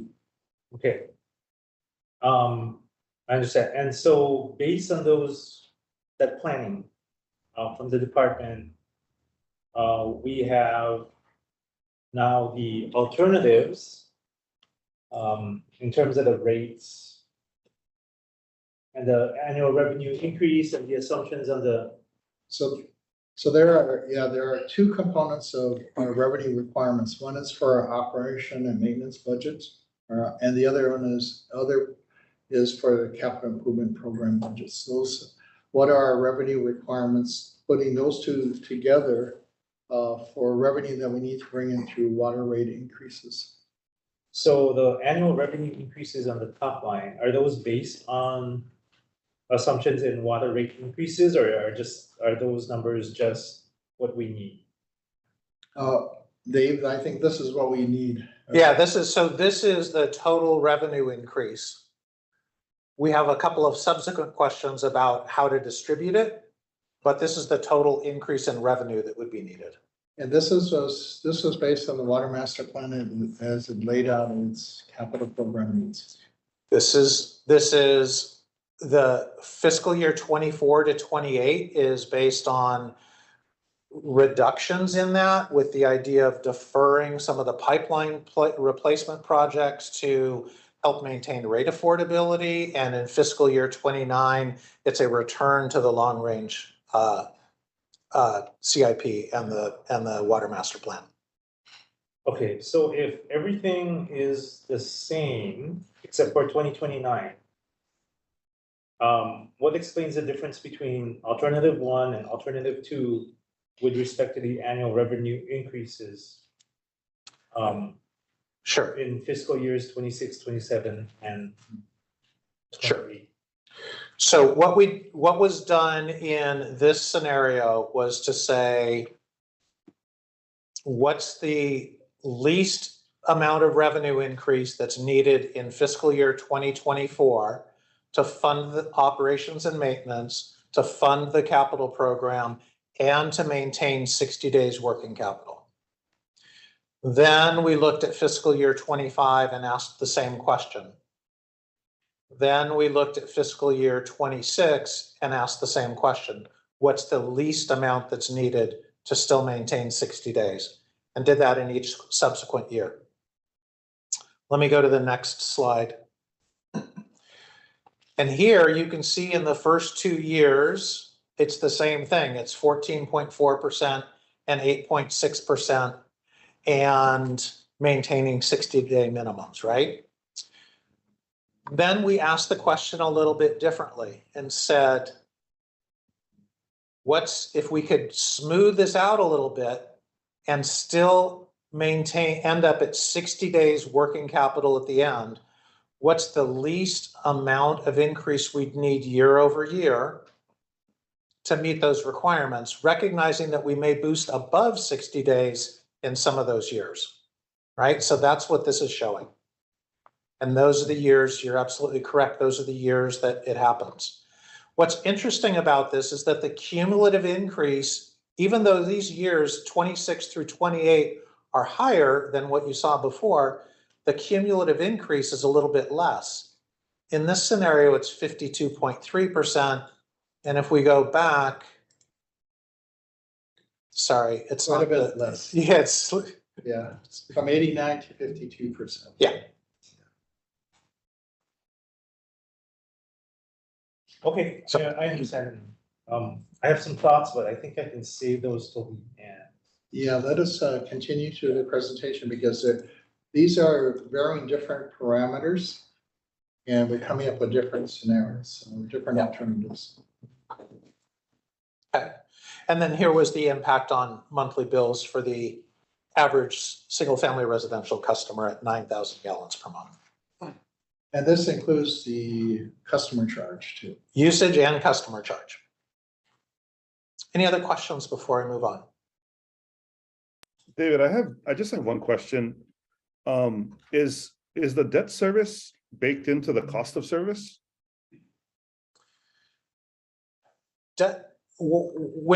Yes. Cost of Looking service at is cost of 100%, service right? takes into account all of the costs that the board has. Okay, awesome. I'll save the rest of my questions for the end. Thank you so much. Yeah. Okay. Next question, to reduce short-term rate impacts, should we temporarily drop below the 60-day working capital requirement? Okay, so the line, let me get the cursor in the right spot. The line in the dark green is the alternative you were just looking at with a cumulative increase of 52.3%. So we asked the question, could we get below double-digit increases, and what would that do, right? Because 14.4 and 8.6, those are 14.4 is a big number. So could we get down to below double digits? And in this case, we said, well, what can we do with 9.9%? And then what would we need in each of the subsequent years? And what does that do to the day's working capital? Okay. So you can see that what that does is cause a reduction in days working capital in fiscal year 24 and 25 from 60 days down to 50 and 45 respectively. And there's a bit of a difference in the cumulative increase. What's interesting here is that even though the increase is lower in the first year from 14.4 down to 9.9, the cumulative increase in this alternative is a little bit higher. And if we look at, again, comparing the average single-family residential water bill, currently, of course, in all scenarios, it's the same, $59.56 per month. Here you can see what it would go to in fiscal year 29 amongst those three different alternatives. Alternative one, $112.70 per month. Alternative two, $90.73. Keep in mind that was maintaining 60-day working capital all throughout. And then this one is dropping below double-digit increases in these 2 years with a little bit higher increase in cumulative. So dropping those first 2 years and then reflecting that in a little bit higher amount in fiscal year 29 and the overall cumulative increase. Any questions here? So alternative 2 and 3, I mean, it's essentially the same. You just rate engineering, right? As far as smoothing the curve, but as the expenses is you're not able to keep up with the CIP program. Actually, the difference between alternatives 2 and 3, they have exactly the same operations and maintenance expense and exactly the same capital improvement program. What's changing in them is trying to limit the rate increases to single digits, meaning below 10%. Yeah, so yeah, so it is just rate engineering between the two alternatives. That's right. Really, the difference is alternative 1 is the status quo versus 2 and 3, right? 2 and 3 being kind of the same, just different rate. Yeah. It's just the way you increase the rate. You're shifting the timing of when people are paying for it, right? In alternative 3, they're paying a little less at the beginning and a little more at the end. Alternative 2, they're paying a little more in the beginning and a little less at the end. It's kind of that classic pay me now, pay me later scenario, unfortunately. It's a trade-off. I don't know if now is the proper time to bring up the question, but because there's such a big increase in CIP spending year over year between 28 and 29, is there even an evaluation of what is sacrificed or tabled for the future? Yeah, right now, like, again, so we only have so many CIP dollars that we're projecting in terms of our revenue needs. It's kind of reprioritizing what types of projects are more critical right now. So our focus has been less on replacing pipelines with new pipes that would eventually, over time, bring down the number of annual main breaks, to actually looking at developing new sources of water, new supply of water, because what's happened is the Red Hill fuel crisis situations impacted our supply rapidly, and we don't know when we can safely turn on those 3 wells without sending contaminated water back into the system. So we've been on this path to develop new water sources.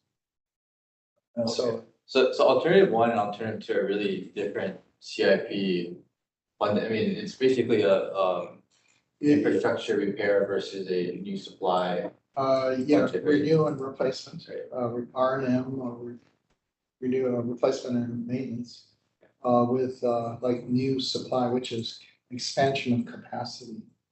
So I guess where I'm going is the capital stack of each year between these two alternatives is not true, right? Because it's a little different because year 29, the first alternative, it really spikes up quite high. So we've actually kind of forced it down to something that we think can balance the issue of water system capability and capacity and reliability with affordability for our customers. The other thing that enters into this picture also that we're kind of struggling is workforce issues, capacity to take on more projects. So we are struggling to fill our positions, like our vacant engineers. In our capital projects division, we have, I think it was 13 or 14 vacant engineer positions there. So that is a challenge that it's not unique to Board of Water Supply. We're all feeling it across the country. No, yeah, The other thing that's to consider here is that, and then there are some big unknowns, like where does Red Hill lead us on long-term location of the contamination that's emanating out of the Red Hill from recent and past leaks, including PFAS now that happened in 2022. Then also the occurrence and detections of PFAS chemicals at other water sources that we have across the island. Right now, we've only detected in 7, but are we going to be required to now look at water treatment systems or development of replacement wells in different locations? So it's really kind of at this time it's important, I think, to relook at our capital program with the update of the water master plan in the next couple of years, because we are facing new challenges that we've experienced in recent years. That when we developed the water master plan back in 2016, those weren't challenges in front of us. At the time, I think the frequency and number of main breaks was a big priority to reduce the number of main breaks, and that kind of drove the program. But as with anything else, plans need to get updated periodically because the challenges also change over time. Thank you, yeah. I just want to make something clear. As far as the types of projects, they're all the same, right? For alternative 1, 2, and 3. That has already been. Yeah, I think we're basing it on a capital program that we had to kind of lock in for now for rate design because there are infinite variations of the capital program that we can go through, but we actually have to make a decision. What are important projects that need to go now? What projects can wait later? And then use the same program for each alternative evaluation. Except in alternative 1, we deliberately downsized the year 29 CIP projects. In alternative 2, we deliberately downsized it from what was in the long-range financial plan. So the projects are all the same. They're all the same. Yeah. All alternatives. The difference is in alternative 1, in 29, you put a lot more money into pipeline replacement is probably where that money would go. And that's why the revenue requirements, are like on this table, it shows it at 89% over this term of the study. 89%. Good questions. Bernie, in your mind, do you have a working new water well by FY 2028? I'm gonna ask my staff if water resources vary. Do we have a production well in place by 28? So we're true. Desalination. The desalination plant is supposedly being online in 26, FY 26. And then probably our most advanced in terms of the progress, the project that Erwin's been working on with the team, our IAF 497 well. But like the So EVA that's- one that you want is not in place yet, right? I'm sorry? The EVA one that you want is not in place yet. No, we're, so right now in the budget, we have exploratory wells in EVA, exploratory well that's hopefully will get into construction once we get the permit at Kunia also. But we might, don't hold me to this, we might be we'll get into design, assuming that we have water for the production wells.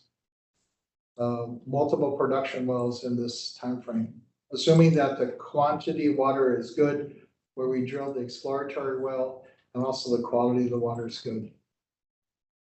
And just, sorry, one last thing for clarity, for the purposes of all of these schedule scenarios, this is assuming that we're carrying the cost of all of that development, right? The development of these wells and alternative sources of water without a reimbursement. Yeah, I think except for funds that we already have in hand, we have federal requests that have not been approved yet. The congressional directed spending requests. We're applying for some additional SRF, maybe hopefully some of it will be principal forgiveness, but we don't have them in hand, so we haven't factored them in. I believe that's correct. Yeah, if it's in hand, it's factored in. If it's not certain, then it's not prudent to put it into the rate design. Yeah.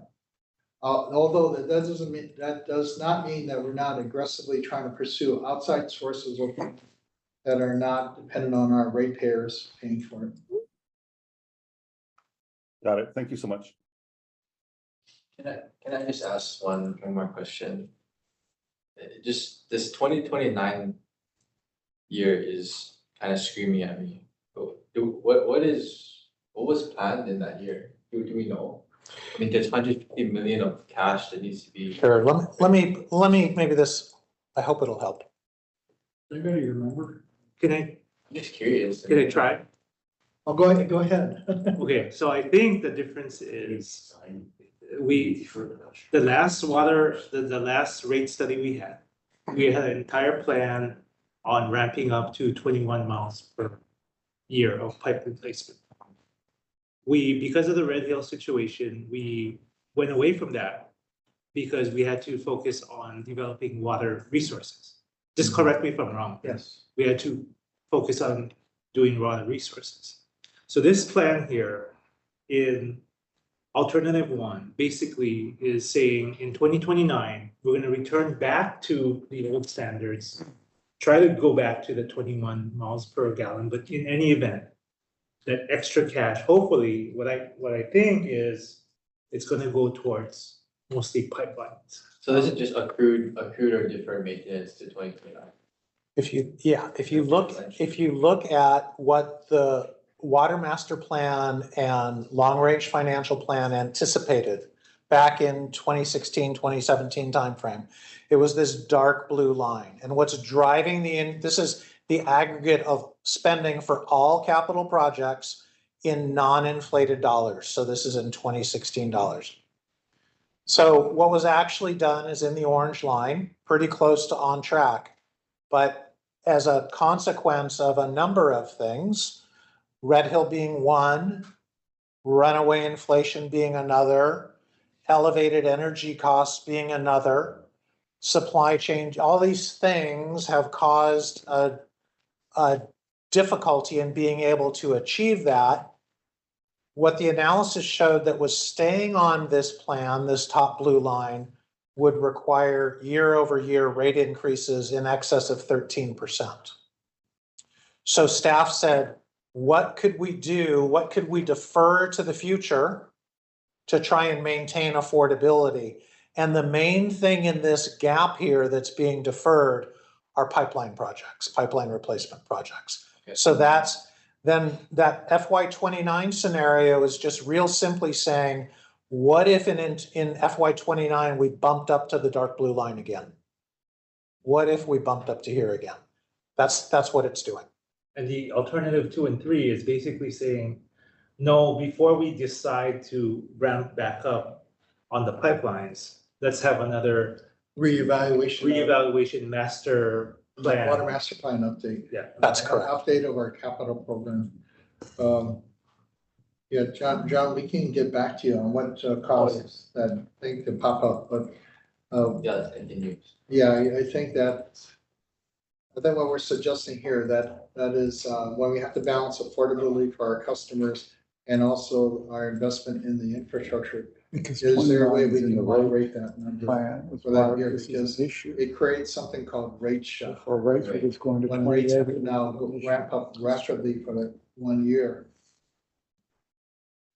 The idea with rate design is sort of an art because you balance your revenue requirements with how you're going to distribute the water rate increases among various customer classes. It's better, I think, for people to be able to understand incremental increases in water rates, not rates that go up, fluctuate up and down, high percentage increases in 1 year, a lower percentage the next year. What Joe just reminded me of, which I think is a good point, is the increases that we're talking about in what we're showing would take effect January 1st, 2024. And then they'd stay in effect for, through the end of fiscal year 29, which is 5.5 years.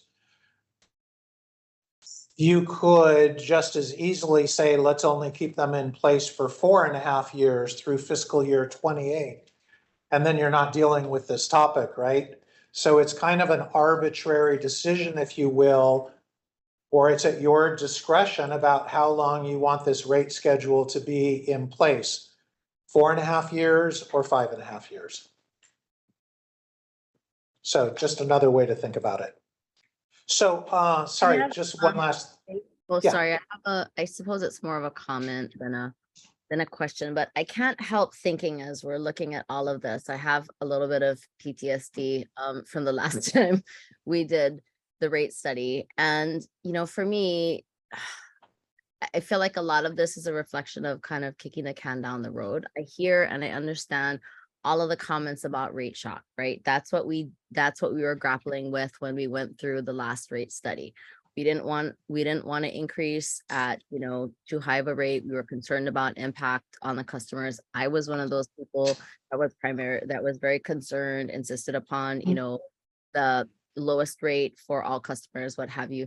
But that was back, you know, before COVID, before inflation, when the interest rates were significantly lower, when electricity prices were much lower. We couldn't have predicted that we'd be where we are now. And I guess hindsight is always 2020. I understand the exercise that we can't factor in requests for federal dollars, whether that's directly to Congress, I guess it's also to Congress, but whether that's more directly to the Navy. But my point here is just that I feel like it's colossally unfair for us to put all of this on the backs of our ratepayers when a significant portion of what we're having to pay for now is new source as a result of the Red Hill contamination.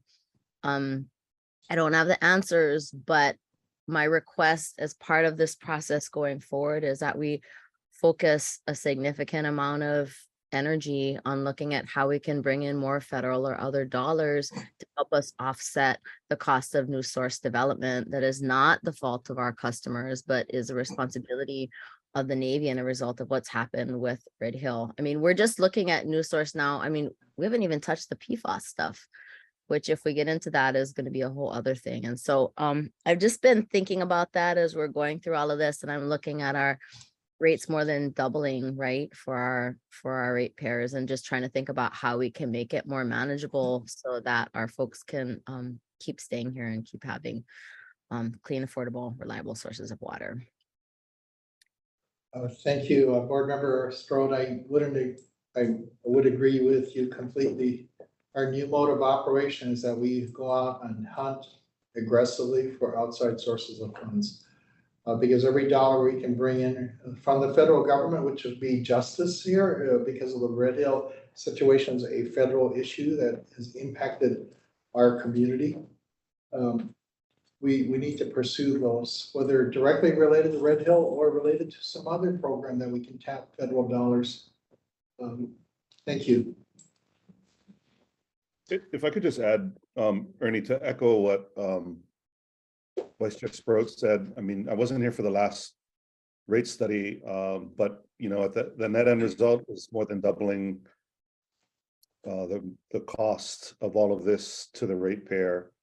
I think it's going to be really, really difficult for us to take that out into the community when we're talking about new source production in a way that we are in this meeting. I mean, this is a public meeting.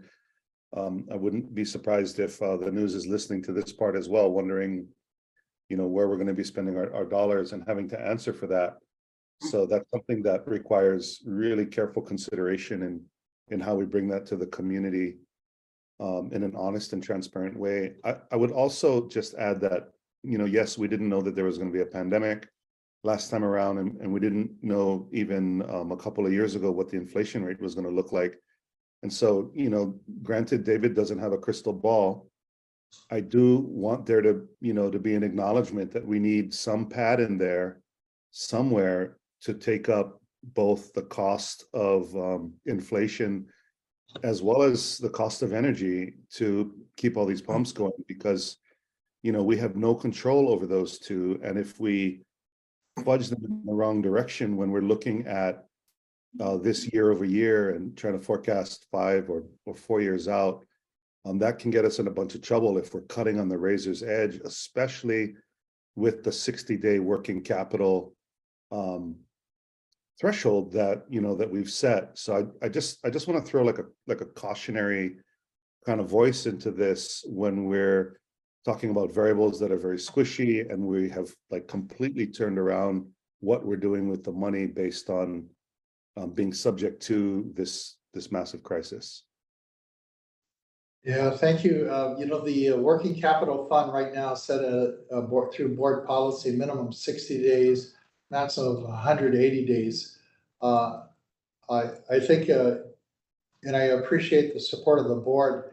The working capital fund, I think, is one way that we can cushion these events that create this variability in our costs without having to go back and put the burden completely on our ratepayers. But I think being able to utilize the working capital fund and take it below 60 days when necessary, but try to get back to 60 days as reasonably quickly as we can, really makes sense because there's a lot of variables out there every year that we can't predict what the future is, but the working capital fund kind of gives us this little buffer fund. We don't want to keep a large amount of money, ratepayer funds in different accounts that's doing nothing for us. But I believe the working capital fund should be put to work like it's named, working capital fund. Thank you, Ernie. Okay, in each of the next sets of numbers that I'm going to show you, I do want to point out that I've used the numbers from alternative 3 to carry forward for the other parts of discussion. No particular reason, but I do, well, the biggest reason is so that I'm not showing you slides until 8 o'clock tonight. That's really the biggest reason. So it's alternative 3 that you're going to see in these examples going forward. If you wanted to know how it compares to alternative 1, they'd all be a lot higher, right? So I don't mean that to be trite, but I do want to be clear about what set of numbers we're using. So if we were to look at, and I showed you average single family residential rates, if we were to use alternative 3 and look at what happens to multi-unit residential rates, the essential needs tier is currently at $3.77 per thousand. That would go up to $5.84 in fiscal year 29. And the top tier at more than 10,000 gallons, usage above 10,000 gallons instead of being $5.98 would go up to $9.26. And you can see all the numbers for the other tiers by year in the chart. For non-residential rates, again, there aren't tiers here. They pay the same amount per 1,000 gallons, regardless of usage. That current rate is $5.27 per 1,000 gallons. And over the period of 5.5 years, it would go up to $8.16 per 1,000. For non-potable and recycled rates, again, these would go up at those percentages of 9.9, 9.9, 7.1, 6.2, 7.4, and 5. And you can see the increases for the different types of users. Let's look at non-potable. Currently, they pay $2.90 per 1,000. That will go up to $4.49 per 1,000 at the end of this rate setting period. Other changes for the other subsets of the non-potable and recycled category are shown in the chart. The monthly customer charge would go up at those same percentages. So for the single family residential customer who currently pays $12.09 per month, that would go up to $13.29 and then $14.60. And then finally, at the end of this period, end up at $18.73 per month. And then for the 12-inch meter up at the other end of the spectrum, they currently pay $598 per month, and that would go up to $927 per month in fiscal year 29. Fire meter standby charge similarly starts for 2 inches and smaller. It's $7.99 per month. That would go up to $12.38 per month in fiscal year 29 for a 2-inch smaller meter. And the charges for the other meter sizes, again, this affects about 1,900 private fire service connections. Those are all shown in the chart. The final question is, should these increases be applied uniformly across the different residential rate tiers, or should they be an effort to keep increases in the essential needs tier lower? So I'm going to show you three different scenarios here. And the first one is keeping the increase, look down on the bottom part of the chart, keeping the percentage increase in each tier the same. So that essential needs tier 1 increases at the same rate as essential needs tier 2 and is the same rate as the customer charge. And so for the low water user, again, we're looking at single family residential. For the low water user who pays $21.01 per month, that would go up to $23.09, then to $25.38, and keep increasing to $32.55 for a cumulative increase of 54.9%. The median user would see the same cumulative percentage increase. This is a person using 6,000 gallons per month. They pay $42.01 per month, and that would go up to $65.08. The average user pays $59.56 per month. That would go up to $92.27. And the high water user, in this example, using 35,000 gallons of water per month, that's a lot of water. They currently pay $228.66. That would go up to $354.24. This alternative looks at things a bit differently. Again, focusing on the bottom part of the chart, what's being shown here is keeping the increase in the essential needs tier at 0% and shifting all of that burden to the high water user, to all of it to tier 4. So you can see that instead of going up at 9.9% in the first year, tier 4 instead goes up at 30.96%. And you can see the increases in the subsequent years. If you look to the top of the chart, you can see that it's kind of interesting here. The low water user gets a big benefit from this, right? Their cumulative increase is 31.6%, whereas previously it was 54.9%. But the median user and the average water user are also getting the benefit of this because everybody pays the same low rate for that first 2,000 gallons of usage. And what's instead happening is it's the high water user that's paying for all of that, and their cumulative increase in this period is almost 85%. The bill going for 35,000 gallons, going from $228 to $422.70. What if we picked something sort of middle ground and said everybody should pay some part of the increase, but maybe we keep the essential needs increase to, in this example, 5%, and we shift that increase equally to tiers 2, 3, and 4. So you can see the percentage increase in tier 1 is 5% per year, and then its equivalent percentage increases in all the other tiers. The essential needs customer pays a little bit more than in the last example. The median customer is paying the same amount as in the first example with an even spread. And it's the average customer and the high water user that are paying a little bit more than in that even spread example. And I'll pause here.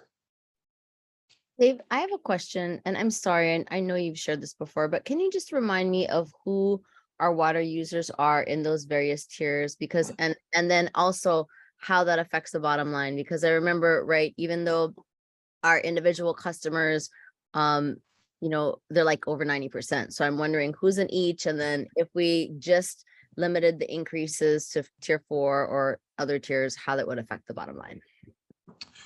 And help me out with the question, who they are in terms of how much water they use or some other metric.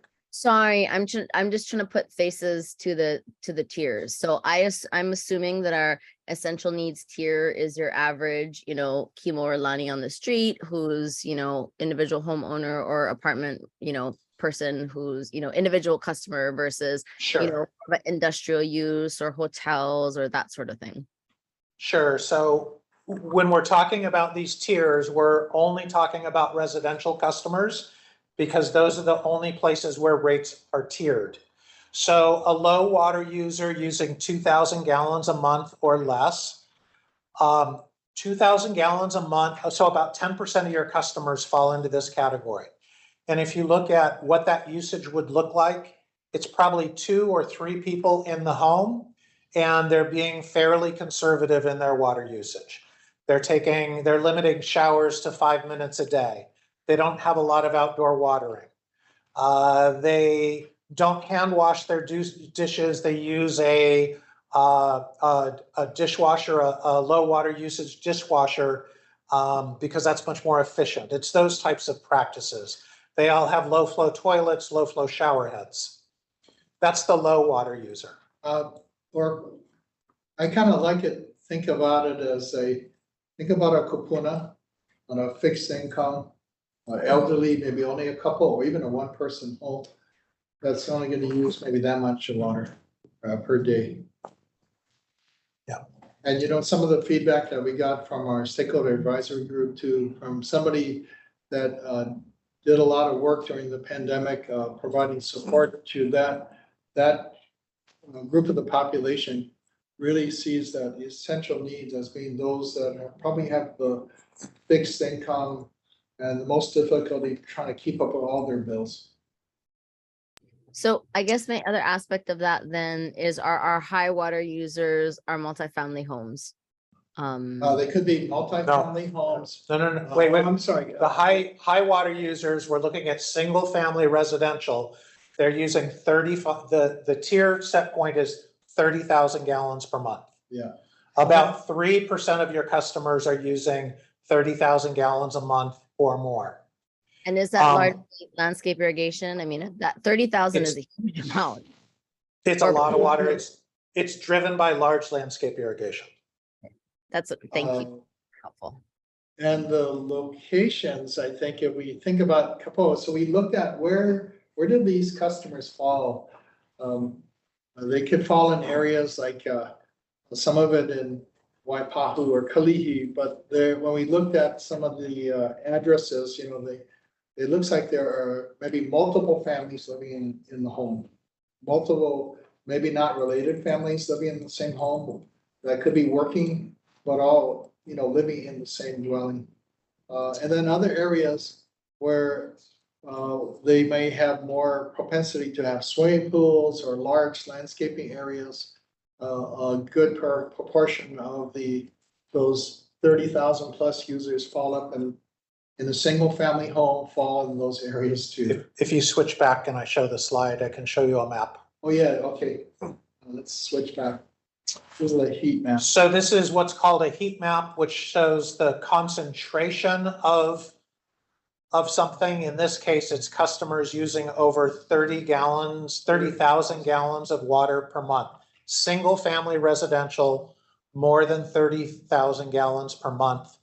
That's shown in the colors ranging from white to then purple to then red and so forth. And so the areas of highest usage are these brightest colors. The underlying tones here of gray in these large areas, yellow, darker yellow or gold, these are reflecting different poverty levels as determined by the US Census. So the gray or lightest colors are not high poverty areas. The medium color is a possible high poverty area, and the goldish color is reflected as high poverty areas. So see the highest concentrations of the largest water users are in these areas, not high poverty, down here in East Honolulu and over around Lanikai and other areas here. That helps a lot. Thank you. Okay, so yeah, this is just a summary of what I just went through, showing alternative A, spreading the increase evenly across the residential tiers. Alternative B, which is holding the essential needs increase to 0 and shifting the burden to the highest tier. And alternative C, which is more of an even spread, 5% increase in the essential needs tier, the difference spread equally across tiers 2, 3, and 4. Showing it for the 4 different examples, the low water user, median, average, and high. Changes in monthly bills and cumulative increases all summarized in one place. A lot of numbers to look at, I know. So, any thoughts about how to distribute an increase across the residential tiers? Evenly, freezing the essential needs tier, doing something with some limit in essential needs and spreading it across the others? David, I have a question for you. It's a little separate. I mean, it kind of points to that heat map that you were that you showed. You don't have to go back to it, but that you showed just before this. And it's clear, right, that there's maybe different scenarios playing out for why somebody would use 30,000 gallons of water. One hypothesis would be that you have a home where there's multiple generations living in the house. And one could be that you may be in a place where there's just like this phenomenal amount of water use in landscaping for some yard in general. Is there a way to, and maybe this is for Ernie, although David, if you want to answer, that's fine too. Is there a way to look at like slivers of types of water users and assign a higher cost to that sliver, like, you know, like say a hotel? Could we do that? So we already, yes, and in fact, you already do that, right? Non-residential customers, which include hotels, they pay more than their cost of service. In aggregate, they're paying 117% of their cost of service. So you have your non-residential customers, and out of the entire customer base, non-residential uses the most amount of water, right?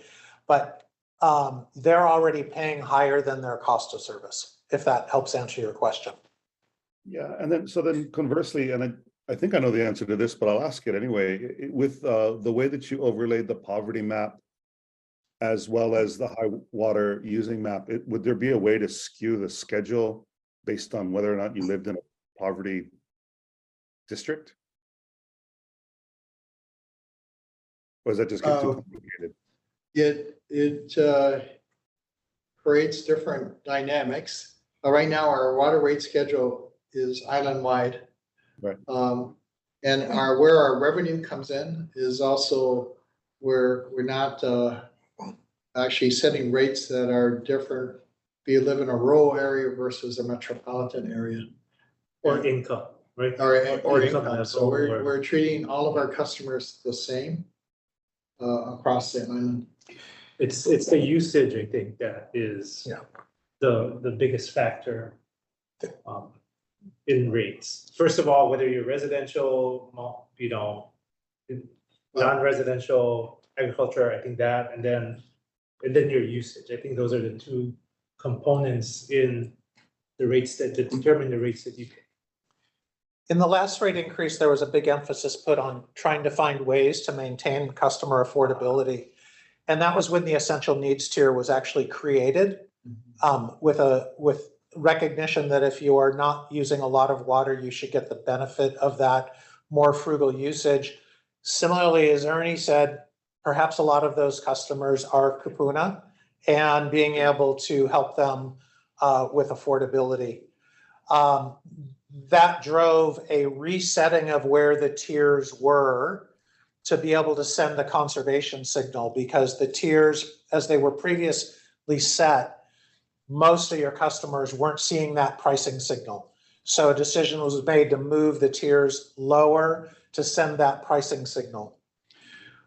We did an exercise with the stakeholder advisory group at their last meeting and said, we gave them an exercise to say, what does efficient water usage look like in different types of households? And we gave them some guidance on about how much different household activities, how much water they consume, and said, try this for 2 or 3 people in the household, what do you come up with? Do the exercise for, say, 6 people in the household, what do you come up with? And repeat it a third time for 10 people in the household. And as I recall the results of that exercise, with 10 people in the household, they struggled to figure out how you could reasonably use more than about 15,000 gallons per month. I think that was the result that the highest group came up with. So, really when we talk about over 30,000 gallons a month, we're talking about a lot of water. So David, I think, one thing I would just add for the staff to consider as we roll this out is that, when you look at when Ernie got on the podium and said, look, we need to conserve 10% of our water, without us, putting forth a mandate of conservation, we're just asking you, we've been holding as a community lower than we ever have, month over month. When Barry and them come to the table, they show us that there's, less water being used.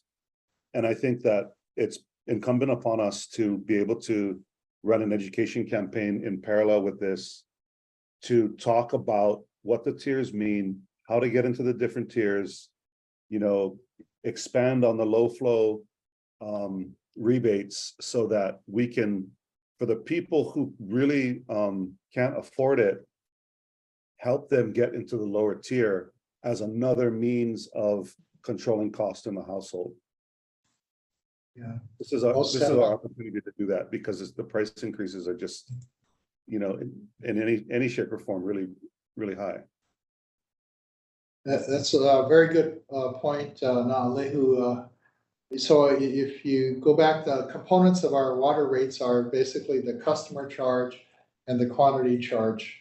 Those are the two major components. And what we've focused on is keeping the fixed cost or the customer charge as low as we can keep them, and leaving most of our revenue coming from the quantity charge, which is based on how much water people use. And the idea there was to empower and incentivize, like through rebate programs, water conservation education, incentivize our customers to lower their water use, but also have more control over their water bill. So a small portion is fixed charge. The majority of the water bill is the quantity of how much water they use. Then we get to the essential needs tier for the residential customers. We give that to all of our residential customers, to also recognize that some of our customers are really struggling just to keep up with the cost of utility service and still be able to pay their rent and keep food on the table. Those are all big challenges. So very good point. And we are looking at programs, expansion of our conservation programs to help empower our customers even more by providing incentives to save water. In fact, that's coming up very soon in the presentation. Thank you. So to get us to that, I'll just really quickly say, I just wanted to answer Dave's question, which was like, what do we think needs to be done? And I just wanted to, again, voice my strong support for the essential needs tier, and to the degree that we can, continuing to insulate that tier from any increases. So I would support not having any increases for the essential needs tier. I'm open to whether that should just be 4 or whether that should be 2, 3, 4, based on the info that we've just seen. Folks over 30,000, I'm kind of more open to having it above 4, but regardless, I would like to make sure that we don't have any increases for the essential needs tier.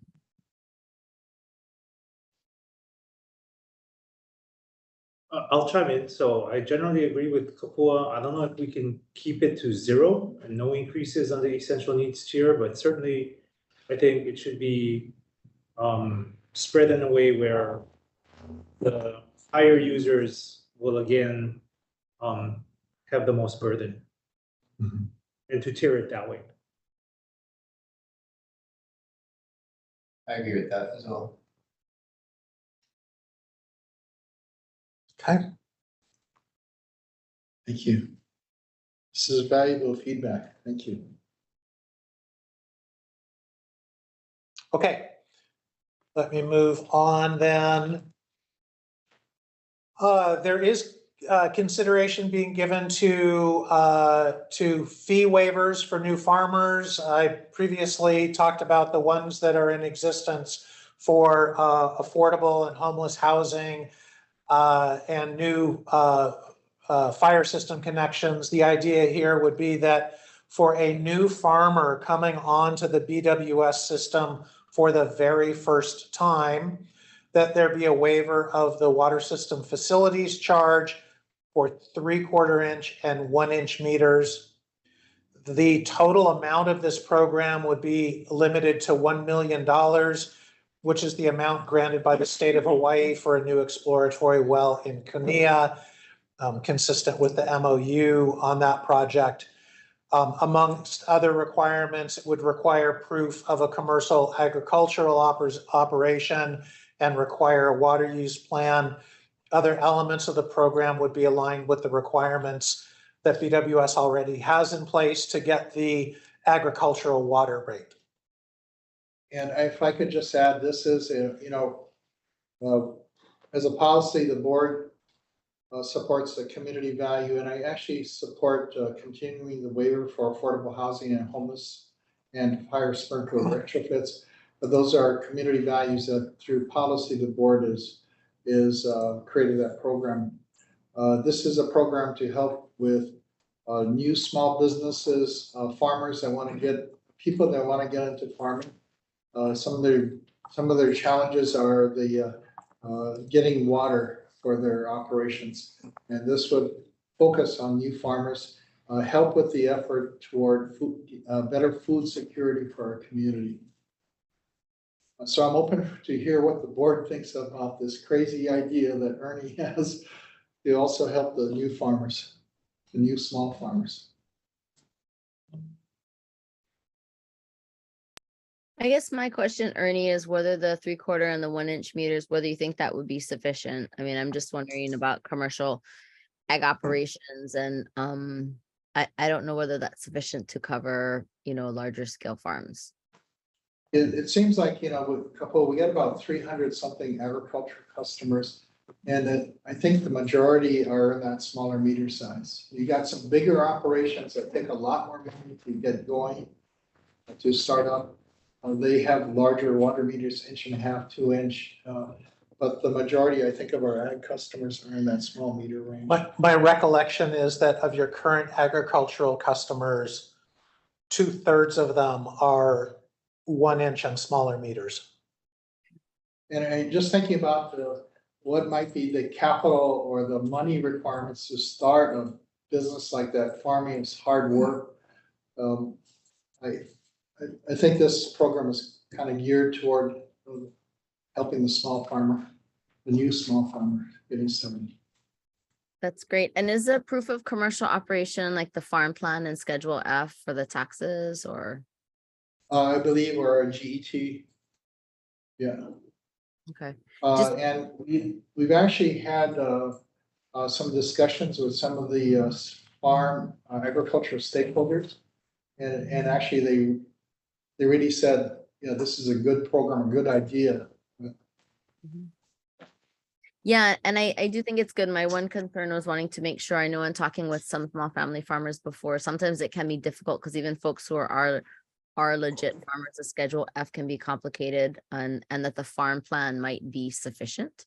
So I just want to make sure that if the point is to support small farmers, that so this is, that's a good point.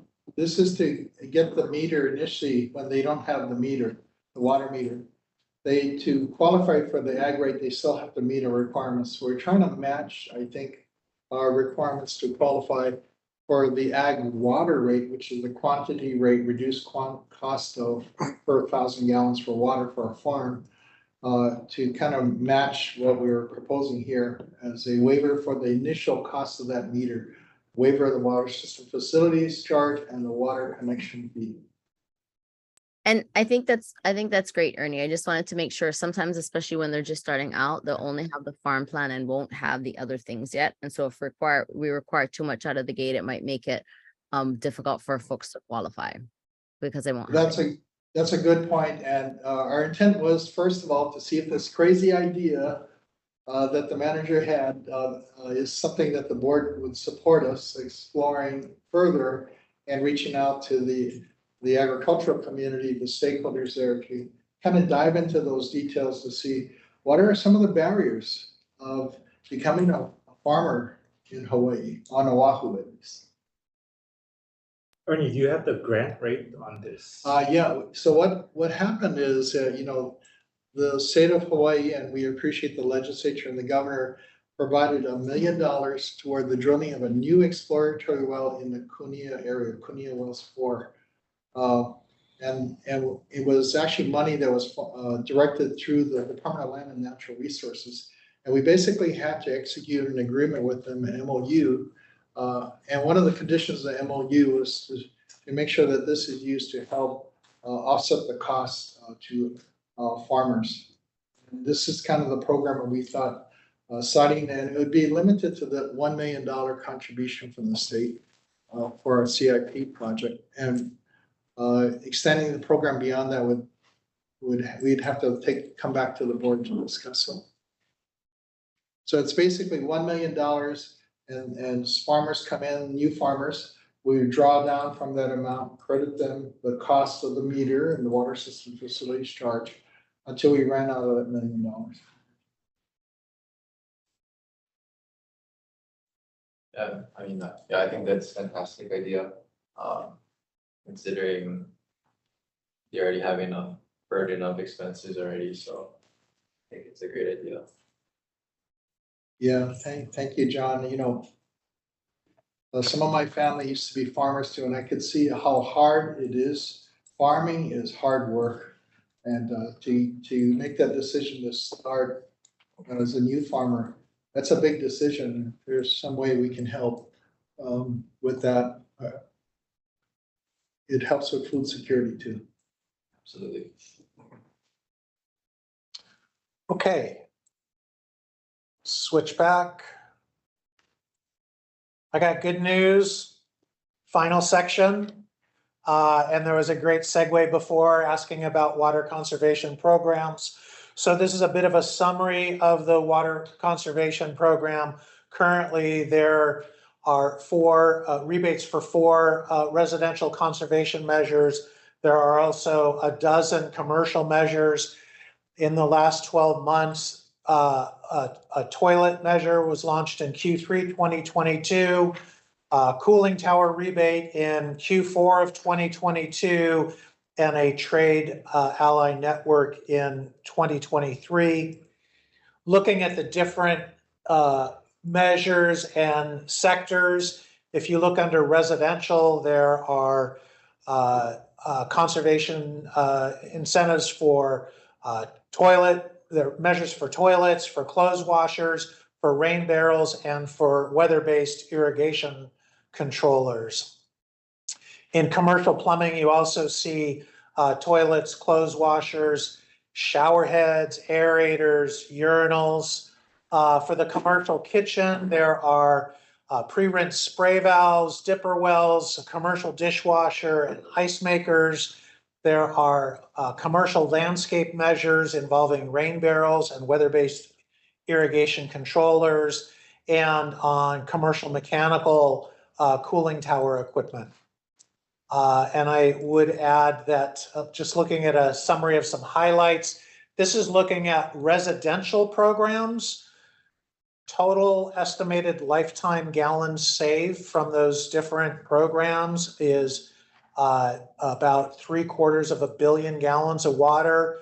Over 10,000 rebates have been issued, 8,400 of them for clothes washers, 743 for rain barrels, 627 for toilets, and 355 weather-based irrigation controllers. Looking at the commercial programs, you're going to see the numbers are a lot lower, and that's because this program is a lot newer compared to residential. There's been a total of just over 7 million gallons saved over the estimated lifetime of these. The food service initiatives were started in January of 2019, the commercial rebates in February of 2022. Total of 27 rebates issued. And in terms of pre-rinse spray nozzles and faucet aerators provided, those numbers are 57 and 106 respectively. There is consideration being given to new water conservation programs, in particular outreach to top water users, where they'd be contacted by the BWS and with the intention of working with them on reducing their water usage. An initial focus on that would be on businesses, condos, and townhomes. Also looking at a direct install program for Kupuna living on their own. This would involve referrals from city, state, or private agency that work with seniors. Could include things like performing an in-home water audit and replacing fixtures like aerators and low flow shower heads. And for larger plumbing replacements, ensuring that they are getting the appropriate rebates that exist under the program. With that, I'll open it up to any other questions or discussion.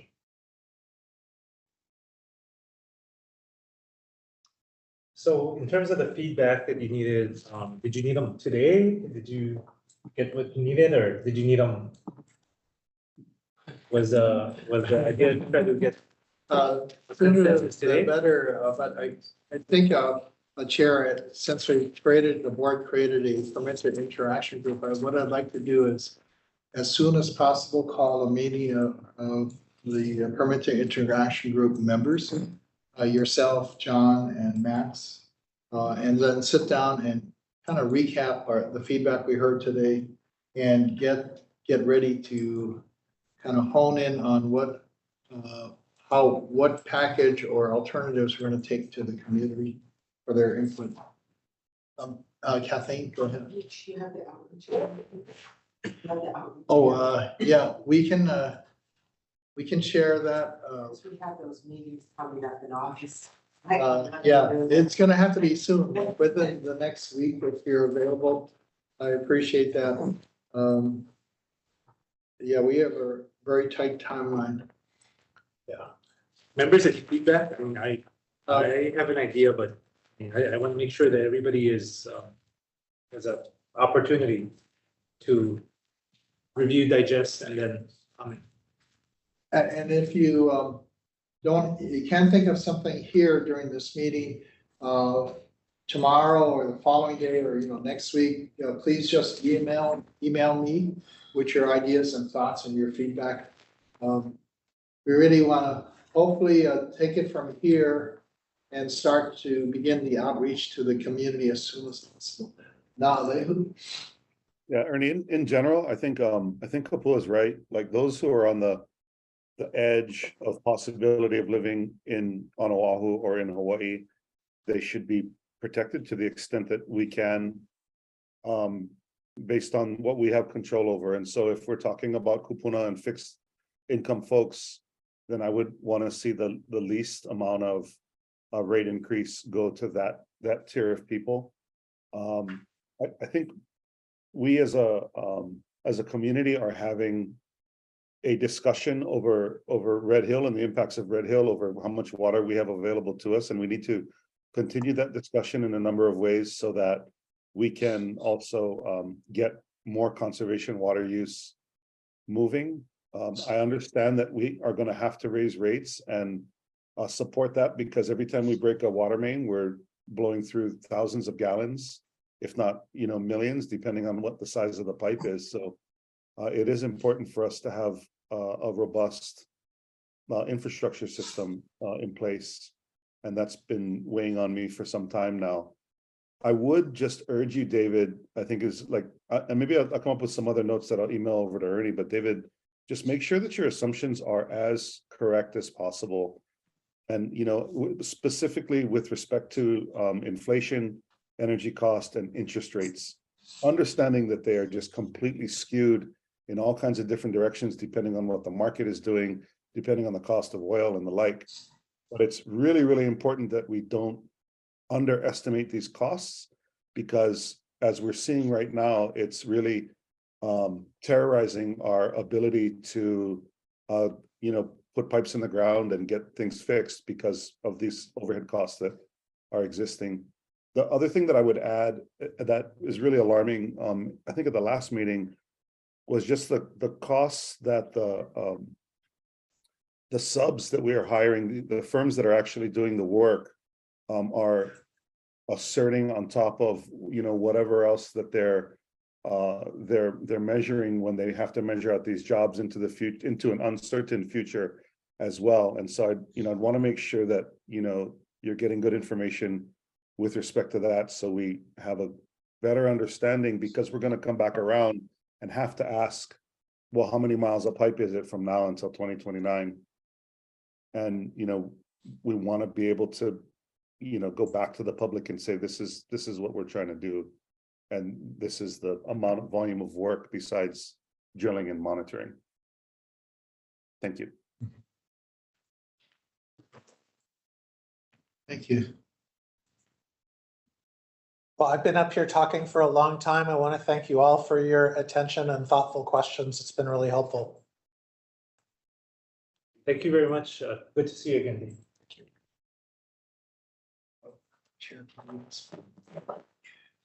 Oh, okay. I have a request for a short break. Let's stand in recess 2 minutes. I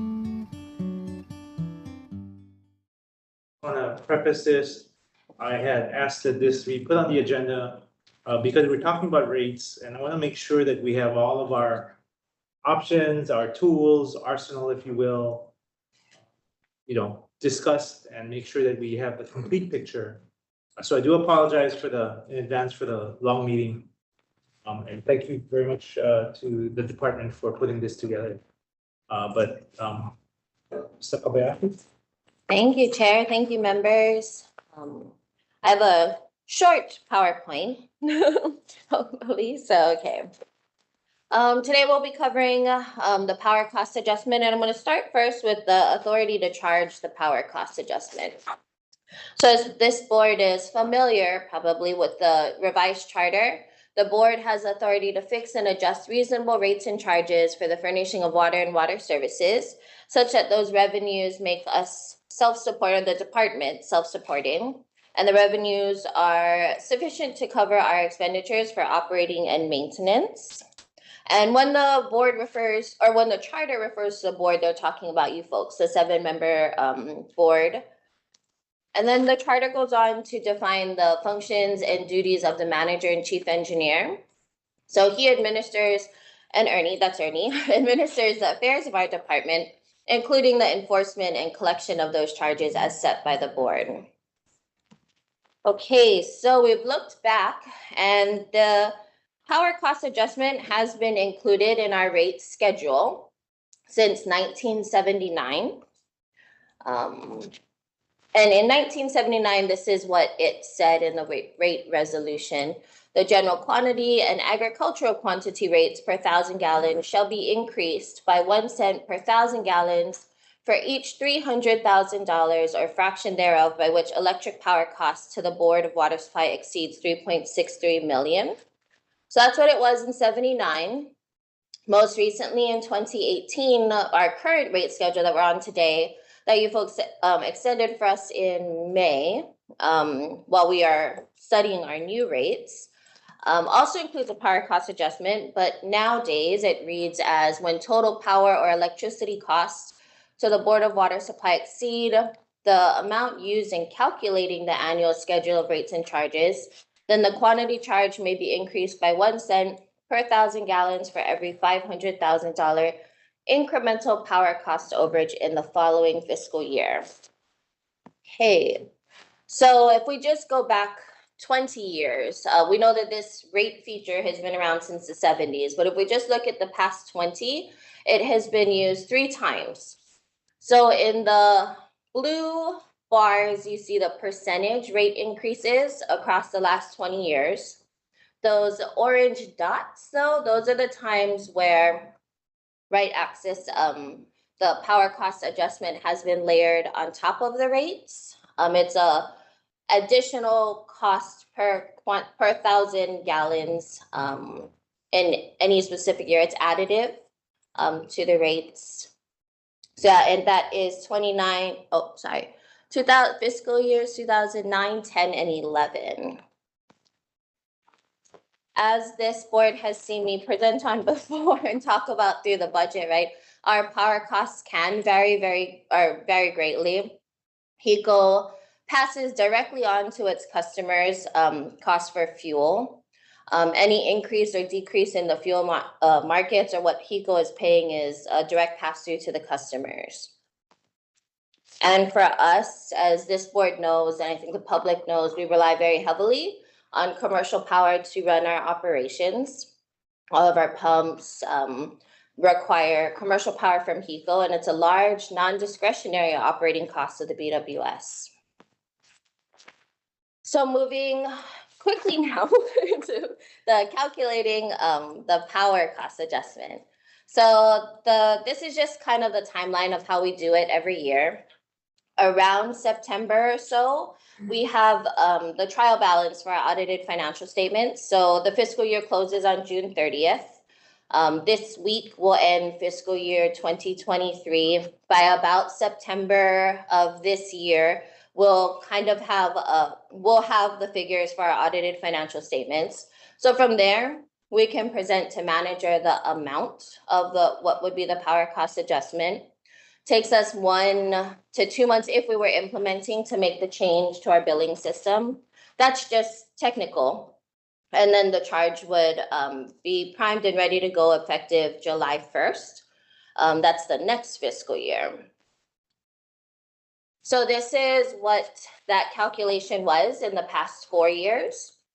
So in fiscal year 2019, which ran from July 1st, 2018, to June 30th, 2019, our actual expenditures on electricity or power costs were 25.8 million. The rate schedule was based on about 18.9, almost 19 million in power costs. So there was a difference of about 6.8 million. That meant as of July 1st, 2020, we could have added 14 cents per 1,000 gallons to the rates. So on top of the rate increases. And the math is the same across. So you can see in the top row, right, what we actually spent based on our audited financial statements, what was used in the rate study though, and then the difference across the years. So in 3 months or so after we kind of close out this fiscal year, we can prepare again the same math calculation, what was used in calculating the fiscal year 23 rates, how much did we actually spend, and how much divide that by $500,000 gives you how much cents to add per 1,000 gallons on the quantity charge. So as you can see here, it's kind of on a lag. You got to complete the fiscal year, you get the audited financial statement numbers, and then it goes into effect. Because it's to recapture this cost, you need a full 12 months. So it goes into effect on July 1st of the next fiscal year. So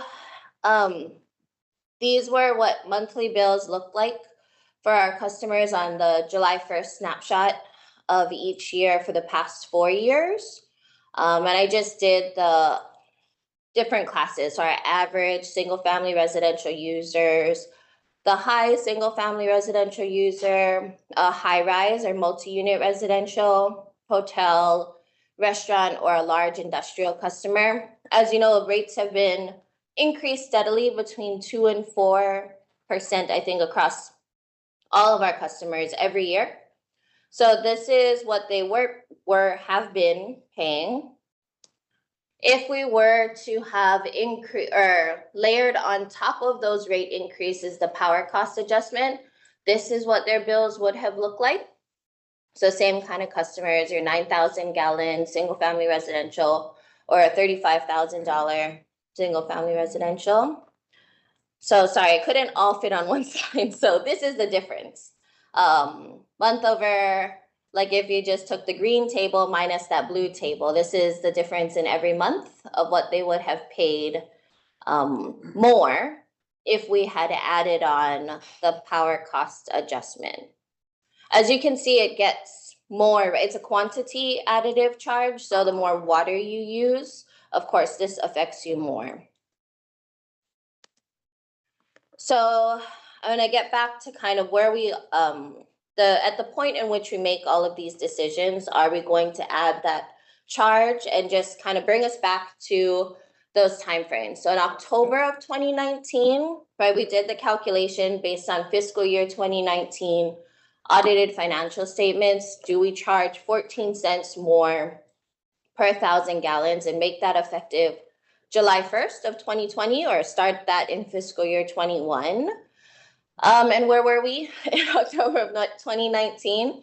We had just adopted our new rate schedule, right? And the first rate increase became effective for our customers on July 1st, 2019, and they were going to be paying between 2 and 4% more each fiscal year, even without us adding the power cost. Then where were we in October of 2020 when we're redoing this math and asking ourselves that question? Should we add 9 cents on top of the rates per 1,000 gallons, and that would be effective fiscal year 22?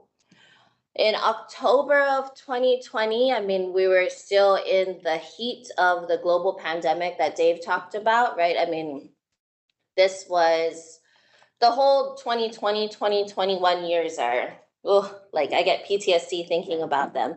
But we were really focused on how we sustain our operations, protect our workers, just getting it through. Unemployment in Hawaii had exceeded 20% at certain points in 2020. We were doing everything we can to ensure that like water would get to our customers. People who are being affected by the pandemic could still have access to water for sanitation and hygiene. We suspended shutoffs for non-payment, and we actually continued that through 2021.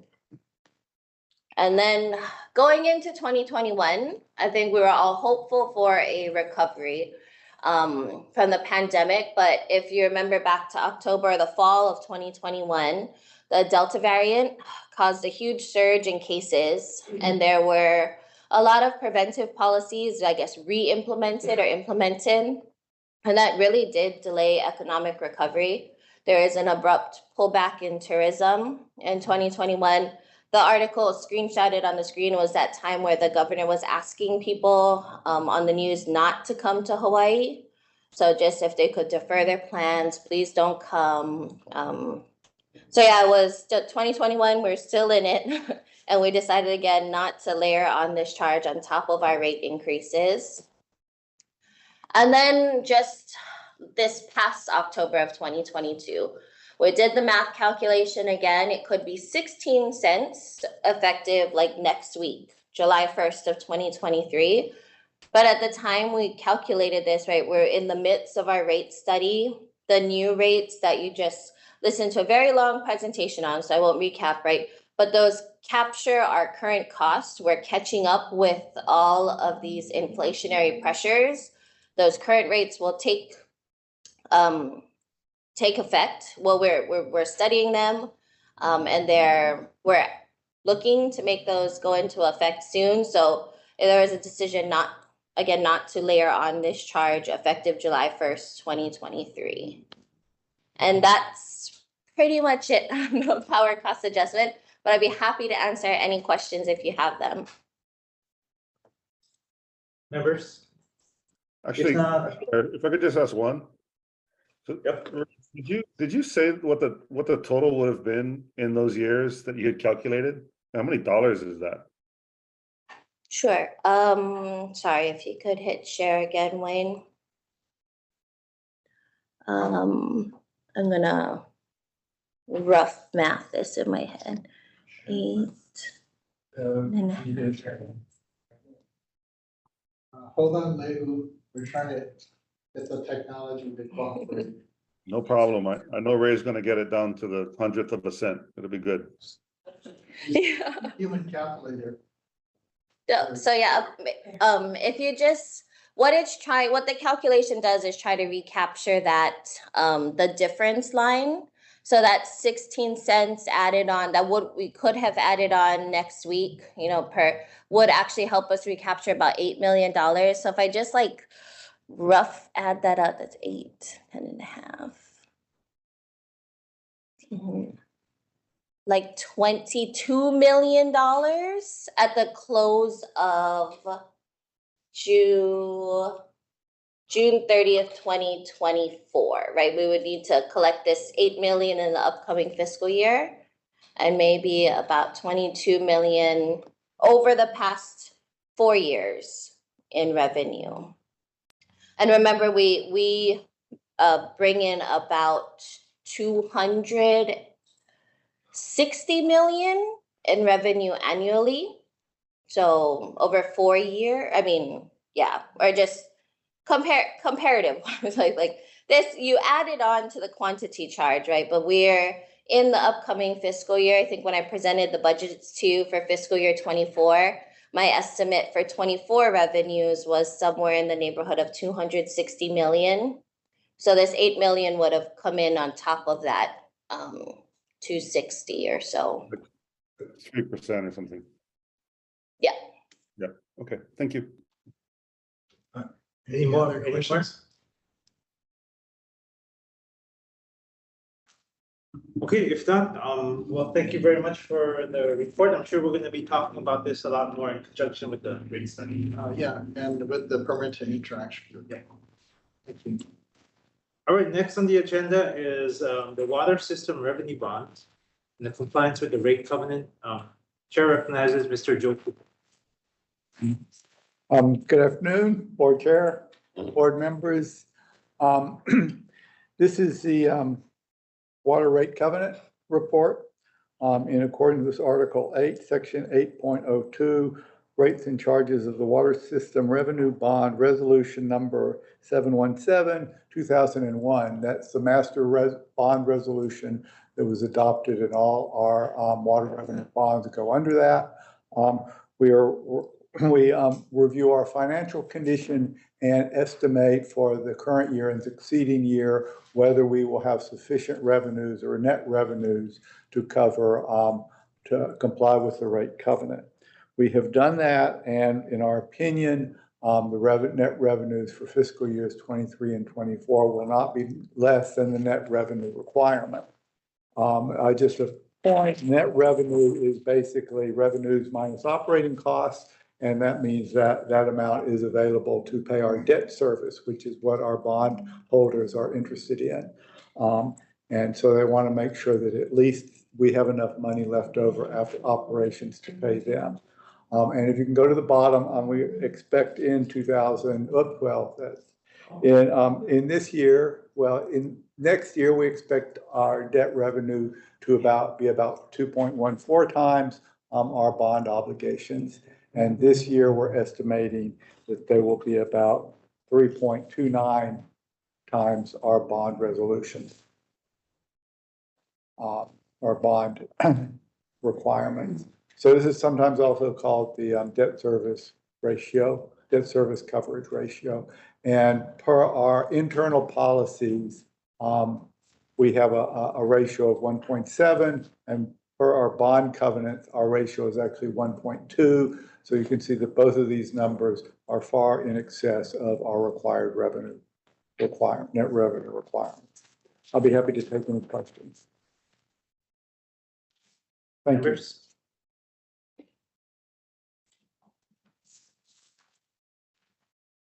If not, thank you very much for the report.